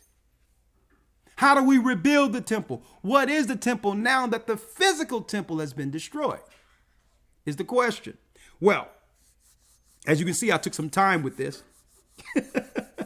Right? Elder Lawyer, let's get John 2 and 19. It's only a few more. St. John 2 and 19. Let's read it. St. John 2 and 19. Yashaya answered and said unto them, Destroy this temple, and in 3 days will I raise it up. He says, destroy this temple, and in 3 days I will raise it up. Read. Then said the Jews, 46 years was this temple in building, and wilt thou rear it up in 3 days? He said, see, that's how that manifold teaching of Christ when he was talking to the disciples. I'm giving y'all some understanding here. They're so carnal, they're focusing on the actual building. When Christ was a part, he was actually an integral part in delivering the information to Solomon on how the physical temple on earth will be built. Christ was always there. He says, y'all carnal, y'all looking at this building. Don't you know I'm the constructor of the building? You understand who's before you? I'm greater than the temple. Your sins come before my Father. I've heard them. There's another temple that you have access to. And Christ came to do what? He came to deliver access, knowing that Israelites would be scattered away from that original temple. And the Most High made it where there will not be access any other way, one way, because the temple amongst men would be utterly destroyed. He made sure that now Adam was in the temple. The Most High put a gate there. And now there's a physical temple we would always go through in assurance that we can connect with the Most High. And he took that away too. How do we rebuild this? Now, Christ wasn't talking about a physical building. He was talking about his body. Let's read it again. Verse 19. Come on. Yashaya answered and said unto them, destroy this temple. Destroy this temple. And in 3 days will I raise it up. And in 3 days I'll raise it up. Right? It's the body, folks. It's the body. I'm going to drop this on y'all today. It's the body. It's our bodies that connects us to the temple of God. Till this day. And guess what? It has always been that way. We were the temple of God when there was no building in the wilderness with Moses. That was his church. Now, he said, then listen now, I'm going to lay this down in 3 days. Because I have to take the blood that came with the sin of Adam back to the original temple in heaven and shed it on the heavenly tables to give my people who are in captivity access to me. But I have to put my body down first. This is the temple that I must destroy in 3 days. And folks, this is the temple that's rooted in sin that we must destroy. He was giving us some tips here. Because why? Our spirit that came from the heavens longs for that connection again. We were always connected. Hence the reason why they're trying to put something in our bloodstreams to distort that connection, because the Most High is resonating with his people, with his temple. Listen clearly now. Now, what happens and how did the disciples take this information concerning the new temple? Let's talk about it. Let's go to Acts 15 and 14, Elder Lawyer. Acts chapter 15, verse number 14.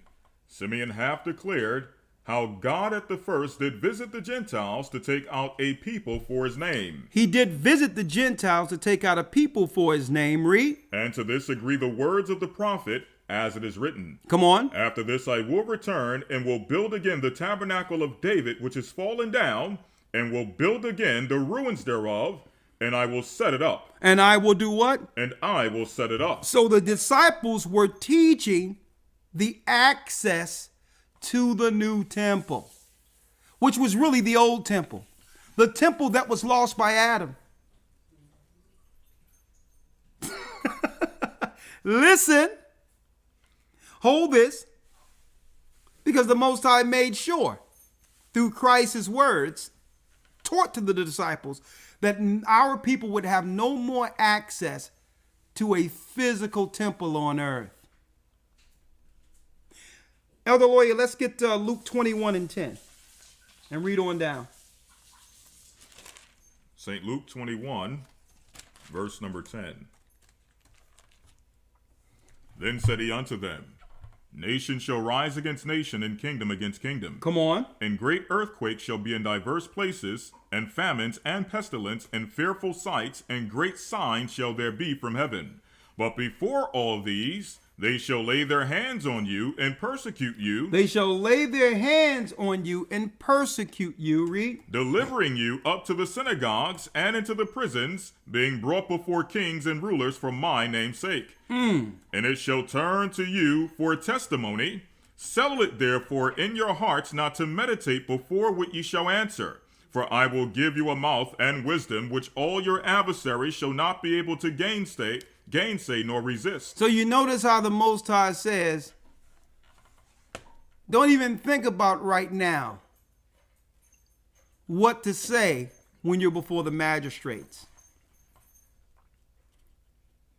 Because you don't know the circumstance you're going to be in. You can plan all you want. But if the Most High is not with you at that moment to tell you what to say, you're done anyway. So focus on the things you can control is what Christ was showing too.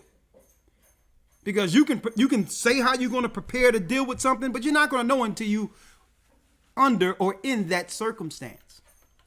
But if you have enough faith in the Most High, when the time comes, you will actually have enough confidence in what the Most High has given you at that time to say it and get out of harm's way. And folks, I know what this is, and I've dealt with it many times where if I'd have said the wrong thing, my life would have taken a different direction. And it was nothing that I prepared for, but when it came, I knew it was the Most High, and it was like, say this. Say that. And that's the spirit we're gonna have to cleave to, because there's nothing that we're learning or teaching that can prepare you for that moment where if you say the wrong thing, it's life or death. It's freedom or incarceration. Finish reading. I dwell not in temples made with hands. And I need you to go back. Yes, sir. Book of Acts. Acts chapter 7, verse number 48. Read. Howbeit, the Most High dwelleth not in temples made with hands. This is what the disciples was teaching. Howbeit. Now, the temples were still standing when the disciples said this. Howbeit. The what? The Most High dwelleth not in temples made with hands. The Most High dwelleth not in temples made with hands. The Most High isn't in your churches. These temples of the Gentiles were made as a form of control to disconnect us from our original rights, practices, and laws given to our forefathers through Moses. He's not in your temples. And that's why it's nothing but nonsense and debauchery going on in there. That's why they were actually created, to disconnect us. You're going to always hear about molestation, rape, harlotry. You're going to always hear about that in the churches because they don't teach the law of God. They're not a part of the church the Israelites were a part of, receiving the law through Moses in the wilderness. Read it again. Howbeit, the Most High dwelleth not in temples made with hands, as saith the prophet. As saith the prophets, what? Read. Heaven is my throne, and the earth is my footstool. Heaven is my throne, and the earth is my footstool. So the temple is in heaven. It has always been there. Solomon just made a small similitude of what was in heaven the whole time. And guess what? Christ taught the disciples how to get access to that realm, to teach the doctrine they were teaching. Read. Heaven is my throne, and the earth is my footstool. You in Acts what, Elder Lawyer? I'm sorry. You in Acts what? Acts 7 and 49. Read It says, Heaven is my throne, and earth is my footstool. What house will ye build me, saith the Lord? What house will you build me? Would you build me, saith the Most High? Or what is the place of my rest? And where is the place of my rest? So now we understand the temple of the Most High, brothers and sisters, isn't a building. What is, don't forget, the Most High says, where two or more are gathered in his name, he's in the midst. Mm-hmm. We've gotten this whole concept of church wrong. Churches, Gentile churches, were meant to what? To control our people and disconnect us from the original church that gave us our laws, statutes, and commandments. No sooner as they started realizing that the churches weren't doing what they were set up to do, they came up with a code for the earth and a sneeze for the earth to make it where people can't gather again. If it cannot be used for controlling the people and destroying the people, then they'll get rid of it altogether. See? Now, Elder Lawyer. Yes, sir. Let's go back to Acts 15 and 14. We're going to finish up real quick. And before we go there, let's go to Luke 21 and 10 and read on down.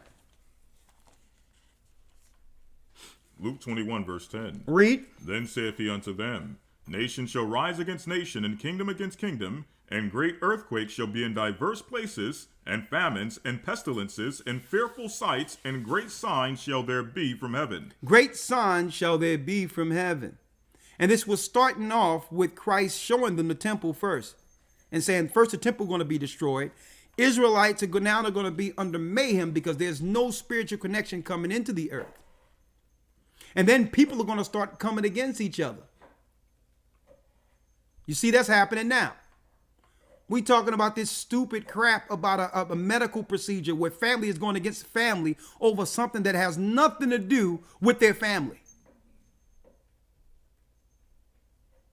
We're choosing medical procedures over our connection with our own loved ones. What stupidity has happened to this earth? But the Bible says that we're going to be moved to a point, brothers and sisters, where we're going to be going against the only people who would care and protect us in this day for almost nothing. Just for sake of argument. Read. Verse number 12. But before all these things, they shall lay their hands on you and persecute you, delivering you up to the synagogues and into prisons, being brought before kings and rulers for my name's sake. They're going to do this because you're in the truth. It comes with the territory. Read. And it shall turn to you for a testimony. Settle it therefore in your hearts not to meditate before what ye shall answer. Don't think about what you're going to say beforehand because you're going to mess it up. Number one, don't be fearful because Christ said it would happen. But when you utilize that Holy Spirit and get out of harm's way, you're going to realize the Most High is with you. Because it wasn't your actions and your thoughts that got you through this. It was your faith and how Christ told you how to get through it. That you didn't prepare nothing, but when the time came, the answer was clear on what to say and what to do. At that time, you're going to realize that you're not alone and you were never alone. Read. For I will give you a mouth and wisdom, which all your adversaries shall not be able to gainsay nor resist. Come on. And ye shall be betrayed both by parents and brethren and kinsfolk and friends, and some of you shall they cause to be put to death. Man, is this not what's going on right now? Well, folks, it didn't just start now. We were like this before Jerusalem fell. And because we were coming against each other, the Romans, Vespasian and Titus and others realized it was time to strike. If the people aren't together like they was in the wilderness and now they're turned against each other, what better way to put them down than this present moment where they're not even understanding that these people don't even understand they're in a war. They don't even understand that they're under attack because they're fighting against one another. See? Same thing that happened before the last temple was destroyed is happening now. Read. And ye shall be hated of all men for my name's sake. We shall be hated of all men by standing with this Bible, standing with Christ, regardless of what's going on out there. Like I said, you can be in the world and not of it. That's why none of this stuff they talking about has no consequence or have no bearing on me, because this has nothing to do with me. This is what y'all talking about out there. If y'all want to believe this nonsense that they're putting out there, that's on you. I'm down with the Most High. Okay? Read. But there shall not an hair of your head perish. And it says what? But there shall not an hair of your head perish. But if you're standing with Christ and you're meant to see all this come to pass, not one hair on your head shall perish. This is Christ. Read. In patience possess ye your souls. And with patience possess ye your soul. Okay, and in patience, folks, that means what? If you don't know what to do nothing at all. Anything you do out of turn, out of time, is you're being provoked to do something through fear. Let with patience possess ye your soul. You can keep your soul by right now, I'm fine. There's nothing wrong with me. So why should I have to do something? You're being triggered into your own demise. Read. Verse 20. And when ye shall see Jerusalem compassed with armies. And when you shall see Jerusalem compassed with armies, where there's troops now, all over, when there's deployed troops everywhere, and you can clearly see this, a sign. Read. Then know that the desolation thereof is nigh. So the desolation isn't at that time. That's a sign that they will soon pull the plug and deploy what? The army or the military against you. That's a sign. Read. 21. Then let them which are in Judea flee to the mountains. Flee to the mountains. And let them which are in the midst of it depart out. And let not them that are in the countries enter thereinto. Come on. For these be the days of vengeance. So not only are, he says, make sure you leave and go into the mountainous areas outside of the cities and all that. He says also make sure the people that are on the outer skirts don't come back within the place where the armies have been deployed. A sign. Read. 22. For these be the days of vengeance. For these be the days of vengeance. That all things which are written may be fulfilled. And guess what, folks? That vengeance is the Most High's vengeance. It's his vengeance. Is his vengeance directly from the temple, heaven. It's his vengeance. He said if we didn't listen, he would let these Gentiles destroy us. And when did that happen? 70 AD under the Edomites, the Romans. Vespasian and his son Titus destroyed our Jerusalem. That's when we lost our homeland. Okay. Africa, how great it is isn't our central homeland. It's an extension. It's an extension of Eden. Jerusalem is the mother of us all, not Africa.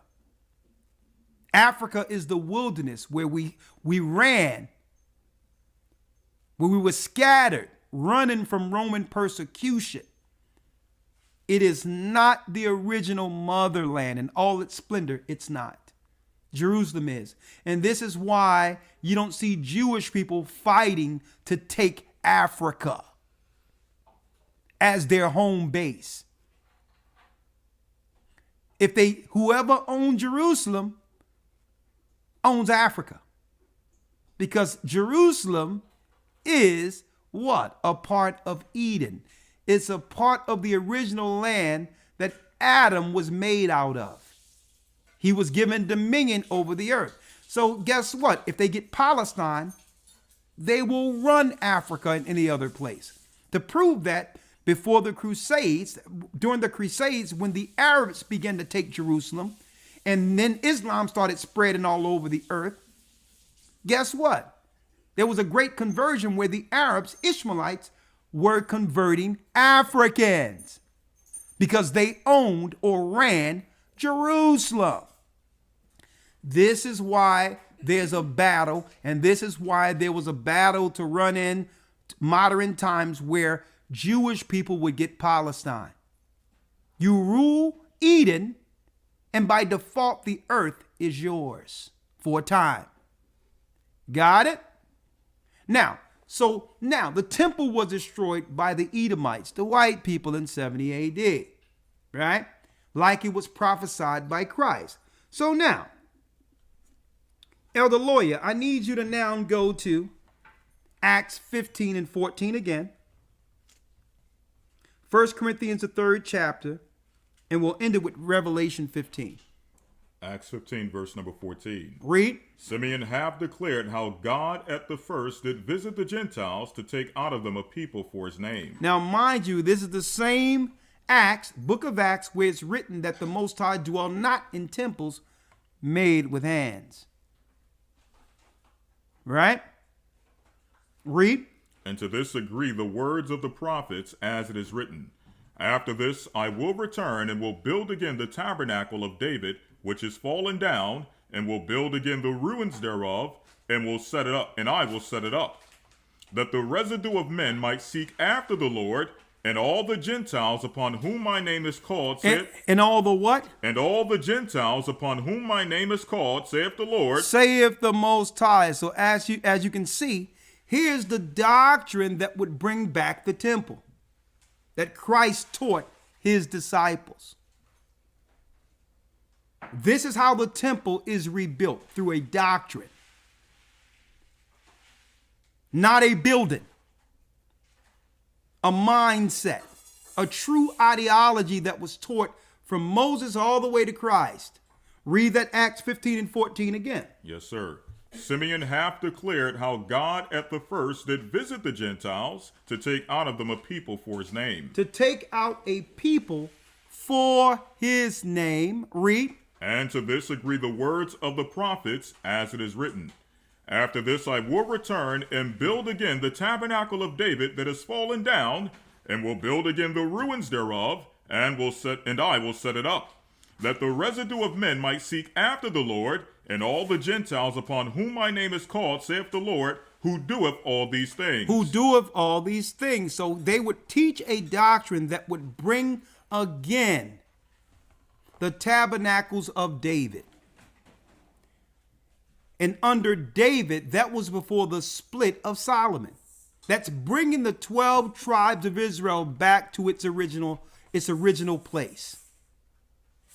In the wilderness, under the law, under one government, and all the Gentiles, the other nations who's willing to follow the true doctrine of Christ according to the Bible.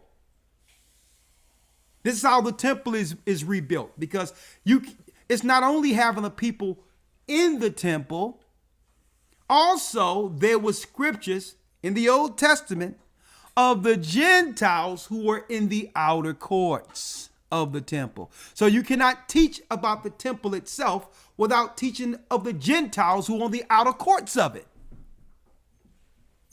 See, this is how that's right, the temple is being rebuilt. Read.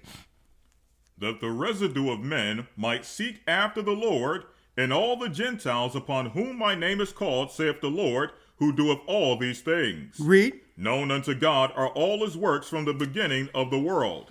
Wherefore my... Oh, you want me to continue? Yeah, come on. Yes, sir. You at 24, 21? Verse 19. Go ahead. We're going to go all the way to 21. Yes, sir.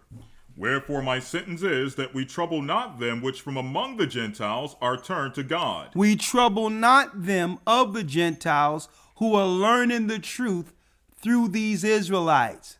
The same way, guess what? The Gentiles learned under Paul, who was an Israelite.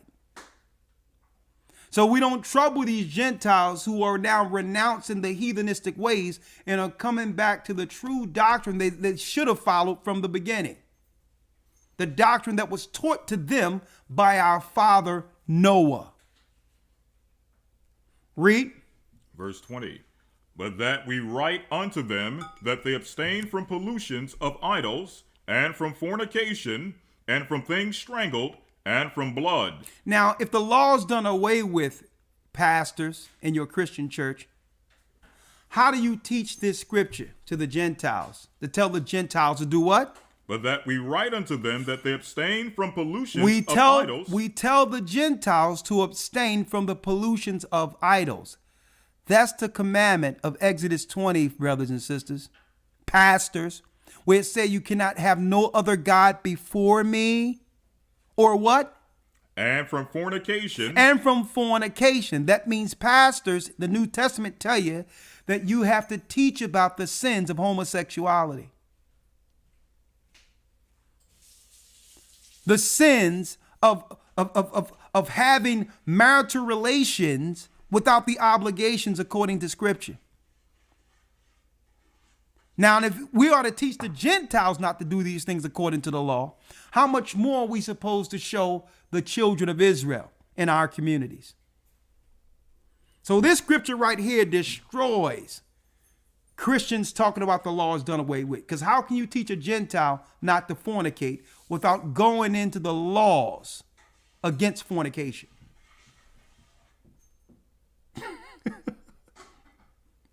Oh, see, and this is how we get these Christian pastors, because they'll try to absolve themselves or disconnect themselves from the law by claiming, well, that was a Jew thing following the law. I'm a Gentile. I'm not under the law. I'm under grace. Well, it tell you you're supposed to teach the Gentiles to do what? Abstain from fornication. And you cannot teach a person how to abstain from fornication without going into the laws that are against fornication.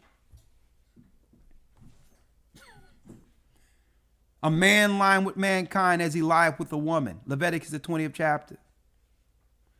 All through the scriptures where it says you're not supposed to lay down with the kin that's close to you. Molestation. And all these things that are being propagated and promoted in America, pastors are supposed to teach against because it's ungodly. Not trying to use the excuse because someone was bullied that they should have sympathy that would have them be absolved from God's law. They have to be corrected too, even if they were bullied.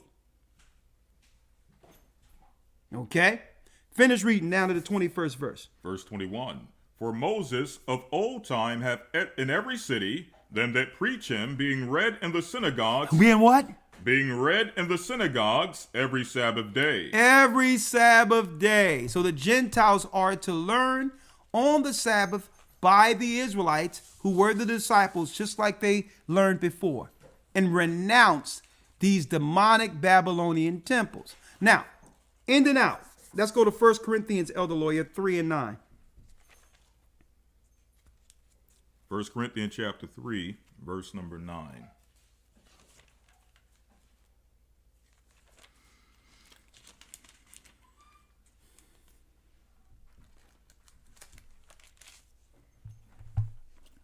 says, for we are laborers together with God. Ye are God's husbandry. You are God's building. We are the Most High's building. Read it again. Now that the temple have been destroyed, now Paul is dropping the knowledge on how to rebuild it. There will not be a physical building anymore. You are the building. Read. For we are laborers together with God. Ye are God's husbandry. You are God's building. According to the grace which God is given unto me, a wise master builder, I have laid the foundation, and another buildeth thereon. But let every man take heed how he buildeth thereupon. For other foundation can no man lay that is laid, which is Yashaya the anointed. Exactly. A man can't come through and lay a different foundation, which is a different doctrine than what Christ taught his disciples. So there's only one building. And this is why the other night I had to correct that brother who called in and said the internet was the cloud that Christ came back through. I had to correct him. Like, what are you talking about, brother? The internet isn't the cloud. What are you talking about? Learn. Learn. Because if you're going to say that me teaching and IUIC teaching is Christ coming back, that's also stating that Christ have come back already. That's a false satanic premise. Hence the reason I had to rebuke him sharply with that understanding. And this is really the negative parts of learning through the internet, thinking that I'm going to go here and go there and get enough knowledge and bring it all together, which makes me a teacher. No, it doesn't. It makes you scattered with no foundation. You're not learning all these different doctrines and going to all the other groups to come back to me and teach me. That ain't why you're learning. You're learning to correct yourself. That's right. That should be the whole point of learning. That's right. So what people do is they go through all these different areas to learn these things so that they can challenge. So they can say, I have information too. When that's not the premise. The premise is the foundation, the simplicity of the foundation that was taught through the disciples. Because having knowledge and thinking you know more than another person will avail you nothing. Because knowledge alone gets us nowhere. It's the knowledge of it's really the foundation that was instilled in his disciples. So that's why a lot of people wonder why I rebuked sharply when the brother came with the nonsense of, not only that, he was actually, believe it or not, complimenting me and saying that this is Christ coming through the cloud is the internet and it's you and the other groups. I'm like, no, don't add me into that nonsense. The internet has good and evil. And I'm just on the wave because the Most High said, this gospel shall be taught throughout the whole earth, and then the end shall come. Well, Christ brings the end, and every eye shall see. So we're not going to let people spin the doctrine and make people believe because the internet came on the scene, that was Christ returning. That's against God. And according to the Bible, there was others teaching who was claiming that Christ, the resurrection, has already come. They was teaching that Christ already came, therefore we don't have to look for a savior. And and believe it or not, that's the negative part of this internet. Because everyone can think they can stay in their home with a computer and become a teacher. And it doesn't work that way. They're too proud to learn and become scatterbrained and get upset with us because no one follows their nonsense. Okay, let's finish reading real quick. Verse 11, for other foundation can no man lay that is Go ahead. than that is laid, which is Yashaya the Christ. So we can't lay any other doctrine outside of what Christ gave us. That's our foundation. That's it. We're not trying to come with some sideways different understanding and all that to show that, listen, I got knowledge too. Nah. It's simple. We teach the tenets that were given to the disciples. That's it. Read. Now, if any man build upon this foundation gold, silver, precious stones, wood, hay, stubble, every man's work shall be made manifest, for the day shall declare it, because it shall be revealed by fire, and the fire shall try every man's work of what sort it is. Thank you. Read that again. Now, if any man build upon the foundation... If we build upon Christ's foundation, because it's no longer a physical building, folks, but if we build on the tenets that he left the disciples, listen. Gold, silver, precious stones, wood, hay, stubble, every man's work shall be made manifest. Every man's work shall be made manifest. Which means no matter what it goes through at the end, they'll be standing. When the fire comes and the storm comes and the controversy, whatever it is that comes that will try to knock it off, it's standing. Everything else going to come and go. The things that beat against it, come against it, and all that. It'll be there for a moment, then it disappears.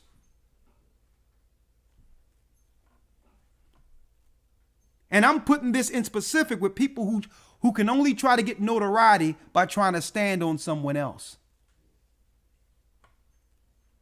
Eventually, people are going to look at it because you're using someone else's work to be seen. But eventually, people are going to start looking at you and realize, you're going to focus on you and realize that there's nothing there. They're going to be like, well, okay, I've got to throw it off. Let me go back to where I was actually being fed. Where useful information that was coming to me and my family that could benefit us. Now, our people will run to anything new or whatever, but when they start to focus and drill down on it, they're going to be like, well, how did I get over here? And when they come back, guess who's there? Read. Every man's work shall be made manifest, for the day shall declare it, because it shall be revealed by fire, and the fire shall try every man's work of what sort it is. Exactly. Read. If any man's work abide which he hath built thereupon, he shall receive a reward. If the work we doing in this earth stand by the time Christ come back, there's a reward for it. And hence the reason why from the disciples on could really care less about outside noise. They had a job to do. See? We need to build a work on his foundation to receive a reward upon his return. Read. Verse number 15. If any man's work shall be burned, he shall suffer loss, but he himself shall be saved, yet so as by fire. Because why? Christ chastens those that he loved. There will be hard times. There will be chastening times, bad times. But the Most High is going to preserve that soul who's constant, persistent, who endures. Not because something happens that you run back into the world and never work again for the Almighty or feel too ashamed to do so. You will go through whatever you have to go through and get up, and you'll continue the war. You'll continue the race. There'll be good times and bad times, but you'll endure. Because why? Your following, your understanding, your belief wasn't a temporal belief. It wasn't for the moment. You know what it was? It was true. You had the true faith of the saints. It wasn't just a doctrine you would learn and say, well, okay, I was going through a phase. That's not what this is. This is not a phase. This is the truth. Read. Verse 16. Know ye not that ye are the temple of God? Read it again. Know ye not that ye are the temple of God? Know ye not now that ye are the temple of God. He replaced the physical temple with you. We're the temple now. Read. And that the Spirit of God dwelleth in you. And the Spirit of the Almighty dwelleth in us. We're the temple now. Read. If any man defile the temple of God, him shall God destroy. And if you defile this temple, you put something in this temple that's against the laws given to Moses. Read. Him shall God destroy. Him shall God destroy. This verse right here is your religious exemption. The Most High, he's not putting this scripture here as an exception for if you got a job or if your children have to go to school. Period. If you defile your temple, you put something in your temple that's against the laws of God, you will be destroyed, and you're going to have way greater problems than whether or not your boss is in favor with you.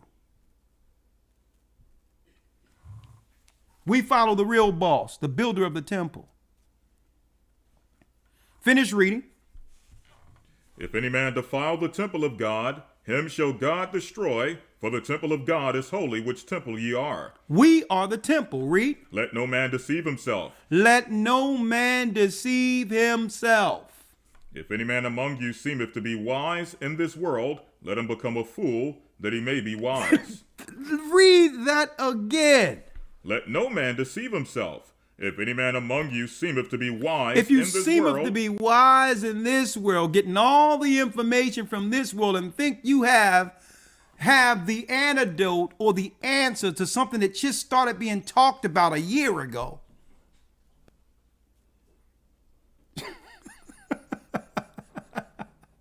Oh, yeah, I got this. Yeah, I know about this. Listen, you only know what you read and hear on TV. Mm-hmm.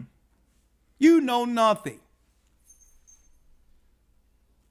See, but to me, it doesn't matter to me because I understand what this is.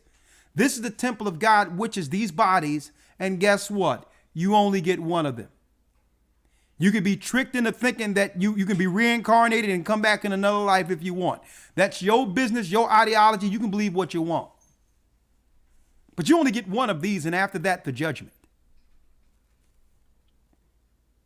And you can't now sit there after losing your job and you sitting there shaking in a corner in convulsions after making a choice, can't go to work anyway and say, well, I was deceived. Or that's what they told me to do. Hey, that's on you. The Bible says you only get one of these. And if you defile your temple, you will get your convulsions and your shaking and all that you're dealing with. Because you didn't take onus to what this was. It's not just your body. This is your connection to the temple of God. That's what this is. This is your connection with him. Come on. let no man deceive himself. If any man among you seemeth to be wise in this world, let him become a fool, that he may be wise. Chapter and verse. Where are you again? 1 Corinthians 3:18. 1 Corinthians 3 and 18. Read it. Verse 19. For the wisdom of this world is foolishness with God. The wisdom of this world is foolishness with God. That's why when I'm listening to these doctors and all that, and every other day they're switching their narrative, I'm like, these guys are fools. They're saying what they need today to convince people today, depending on the target population they're going after. Now the narrative for the duration of this is going to be children. See? And they'll switch. They don't care if they lied to you or deceived you a couple of days ago. The first thing they told us was, well, children don't got nothing to worry about. This is not even affecting children. Let's deal with seniors. Or comorbidities, people that had issues already. And that's why that's why I'm dealing with this temple, what the Bible says concerning God's temple. Because the wisdom of this world, read it again. For the wisdom of this world is foolishness with God. Is foolishness with God. Read. For it is written, He taketh the wise in their own craftiness. He taketh the wise in their own craftiness, folks. They're liars. They have an agenda. They have an agenda. Okay? And I'm going to leave that there. Now, Elder Lloyd, let's end it here. Let's go to Revelation 15:1. Let's go to the throne of the Almighty. Yes, sir.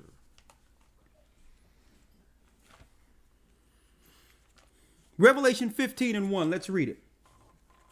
Revelation 15, verse 1. Read. And I saw another sign in heaven, great and marvelous, 7 angels having the 7 last plagues, for in them is filled up the wrath of God. So the wrath of God is 7 plagues that he would loose in the earth. And this is coming directly from the heavenly temple, folks. Read. Verse 2. And I saw as it were a sea of glass mingled with fire, and them that had gotten the victory over the beast, and over his image, and over his mark, and over the number of his name, stand on the sea of glass, having the harps of God. And they sang the song of Moses, the servant of God. So they sang the song of Moses, the servant of God. This is the end, folks, we're reading. Read. And they sang the song of Moses, the servant of God, and the song of the Lamb, saying, And the song of the Lamb. So it's the law, the prophets, and the New Testament, the new song. The whole book, from Moses to Christ. It's a song. Read. Great and marvelous are thy works, Lord God Almighty. Just and true are thy ways, Just and true are your ways, thou King of saints. thou King of the saints. Read. Who shall not fear thee, O Lord, and glorify thy name? For thou only art holy, for all nations shall come and worship before thee. Hold up now. And it says how, what is thy name? It says, O Lord, it says, who shall not fear thee, O Lord, and glorify thy name? For thou art holy, for thou art only holy, for all nations shall come and worship before thee. And it says the glory of his name. For those who don't know, his name is Ahayah. Ahayah. Now we've been hearing for years where under Jewish practices that they're not to say his name because that's taking his name in vain. Okay? I don't know where to get that nonsense from. That's their business. That's their doctrine. But for some reason, they don't want to tell people the true name of God. But I know why. Because behind closed doors, they would confirm that what we're saying is true. Okay? They will confirm that the unspeakable name amongst their race, amongst their religion, is Ea, which is Ahayah in the ancient Hebrew. Now, they're not concealing his name simply because they'll be taking his name in vain. They're concealing his name because his name is dreadful among the Gentiles. And it's the name from the throne that's connecting with the children of Israel, bringing us back to what? The original position we had before the fall. His name is Ahayah. And even under their what you would call Kabbalah understanding of names, Yahweh or Jehovah is the 4th ranking name under their rabbis. Under their rabbis' incantations and all that the stuff they be doing. And the unspeakable name that they will not speak amongst anyone is Ahayah, because that name is dreadful to them. It's a reminder of when our people were together in the wilderness at church with Moses preaching. And God, our God, the God of Israel, that's right, at the top of Mount Sinai. We're dropping this to you today, folks. Finish reading. Verse 4. Who shall not fear thee, O Lord, and glorify thy name? And glorify thy name. That's why we'll fight tooth and nail to uphold the Most High's name, because it was through this we've received the true understanding. The true doctrine that must be taught in the earth at this time. His name is not Jehovah. His name is not Yahuwah. His name is not Yahweh. His name is not Yahweh. His name is Ahayah, the God of all gods. Read. For thou only art holy, for all nations shall come and worship before thee, for thy judgments are made manifest. And after this, or after that, I looked, and behold, the temple of the tabernacle of the testimony in heaven was opened. It was open. Read. And the 7 angels came out of the temple, having the 7 plagues, clothed in pure and white linen. So the 7 angels came out of what? And the 7 angels came out of the temple, having the 7 plagues. Having the 7 plagues. Now this is from the temple of God in heaven. Having the 7 plagues. Clothed in pure and white linen. Come on. And having their breasts girded with golden girdles. Come on. And one of the 4 beasts gave unto the 7 angels 7 golden vials full of wrath of God, or full of the wrath of God. Full of the wrath of God. Read. Who liveth forever and ever. Who liveth forever and ever. Come on. Verse 8. And the temple was filled with smoke from the glory of God and from his power, and no man was able to enter into the temple till the 7 plagues of the 7 angels were fulfilled. So no one could enter back into the temple until the 7 plagues that would take down the earth was fulfilled, brothers and sisters. So everything we're seeing, including the cold and the initiating of the mark of the beast and getting all these people who are in sin to choose wrong because they're not looking at the Bible, was prophesied from the throne of the Almighty. He's allowing this to happen. This is an amendment and vengeance on the earth for what the majority of the population of the earth turning their back on him. So the plagues you see in the earth and what these people are doing, Fauci and others, guess what? The Most High says he will letteth until he take them out of the way. But he's allowing it. Why? You know why? Because the majority of the people, even before this plague happened, was defiling their temple anyway. See? It was already defiling their temple. So now, the Most High have allowed a plague to come here where those who were doing what they wanted to do can now take something, and that will tip the scales. That would finish off what you started without repentance. And that's what this is all about.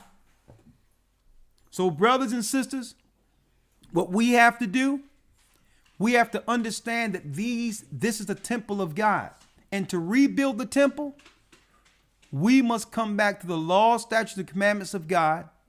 And another thing we have to do, we have to operate in the Spirit of Christ and really, really fill our hearts with forgiveness. Forgive ourselves and forgive those who have aught against us. We have to operate in the Spirit, because why? This body is the only body we have. It's the only temple we have. And when we have aught with people, we walk around in darkness. We defile the temple. There's other ways to defile in the temple outside of just what's ministered or what you're eating or what you're taking. We must come back to where we were under the cloud. Elder Lawyer, let's end it with that one of the first scriptures that you taught us where you went into where it talks about that church in the wilderness. Yes, sir. And that will conclude our lesson for today, and we thank you for your presence.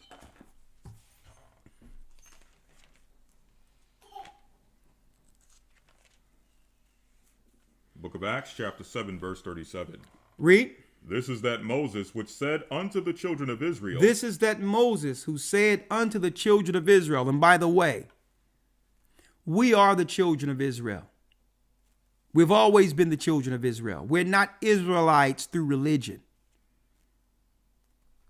We're scattered under the curse given to Moses because our forefathers broke the law. We're scattered in the wilderness once again, out here to fend for ourselves. Folks, we're the children of Israel. And I'm glad there's people like Nick Cannon, even people like Ice Cube, people like other even Kanye West now, who is saying, listen, even though he's calling us the 12 tribes of Judah, he's close. He know we're Judah. But that's the Most High speaking to his people, bringing that temple back to him. Read that again, Elder Lawyer. This is that Moses which said unto the children of Israel, A prophet shall the Lord your God raise up unto you of your brethren, like unto me, him shall ye hear. Him shall ye hear. And his name is Yashaya. Come back to the temple of the Most High by following the law, statutes, and commandments, and do what? Build this temple with the law, statutes, and commandments of God. Be careful what you put into your body. There's a dietary law.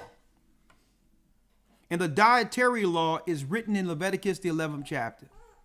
If any ingredients that out there that you ought to consume doesn't consist of what that law says, you cannot eat it, you cannot take it, you cannot ingest it, none of that. The only herbs that you can eat are the herbs that are in your food or for healing ailments. You are not to have herbs or drugs to do what? To trip or to get high. That's the tree of good and evil. You are defiling your temple. And the Bible wished that we would be what? Sober-minded in the last days. To be able to make a decision, a conscious decision, to teach our children and to defend our families. You cannot do that high. Renounce sin and no longer live under guilt. No one can change the mistakes they've made in the past. It's an impossibility. And if everybody who did the work of the Most High were perfect, had to be perfect to do it, there would be no ministry anywhere. So let go your past guilt. You cannot do nothing about anything you've done wrong in the past. But what you can do is follow the law to make what?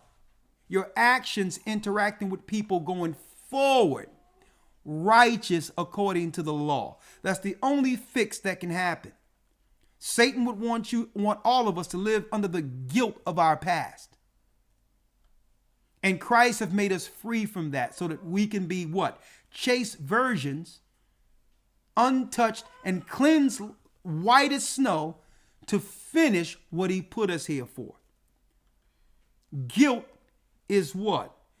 Guilt is a dark spirit put in us through Satan. So is fear. So is hatred, variance. So Christ has cleansed the temple so that we can be cleansed. So it doesn't matter what happened in the past, brothers and sisters. We have today, and if it be the Lord's will, the Most High's will, tomorrow.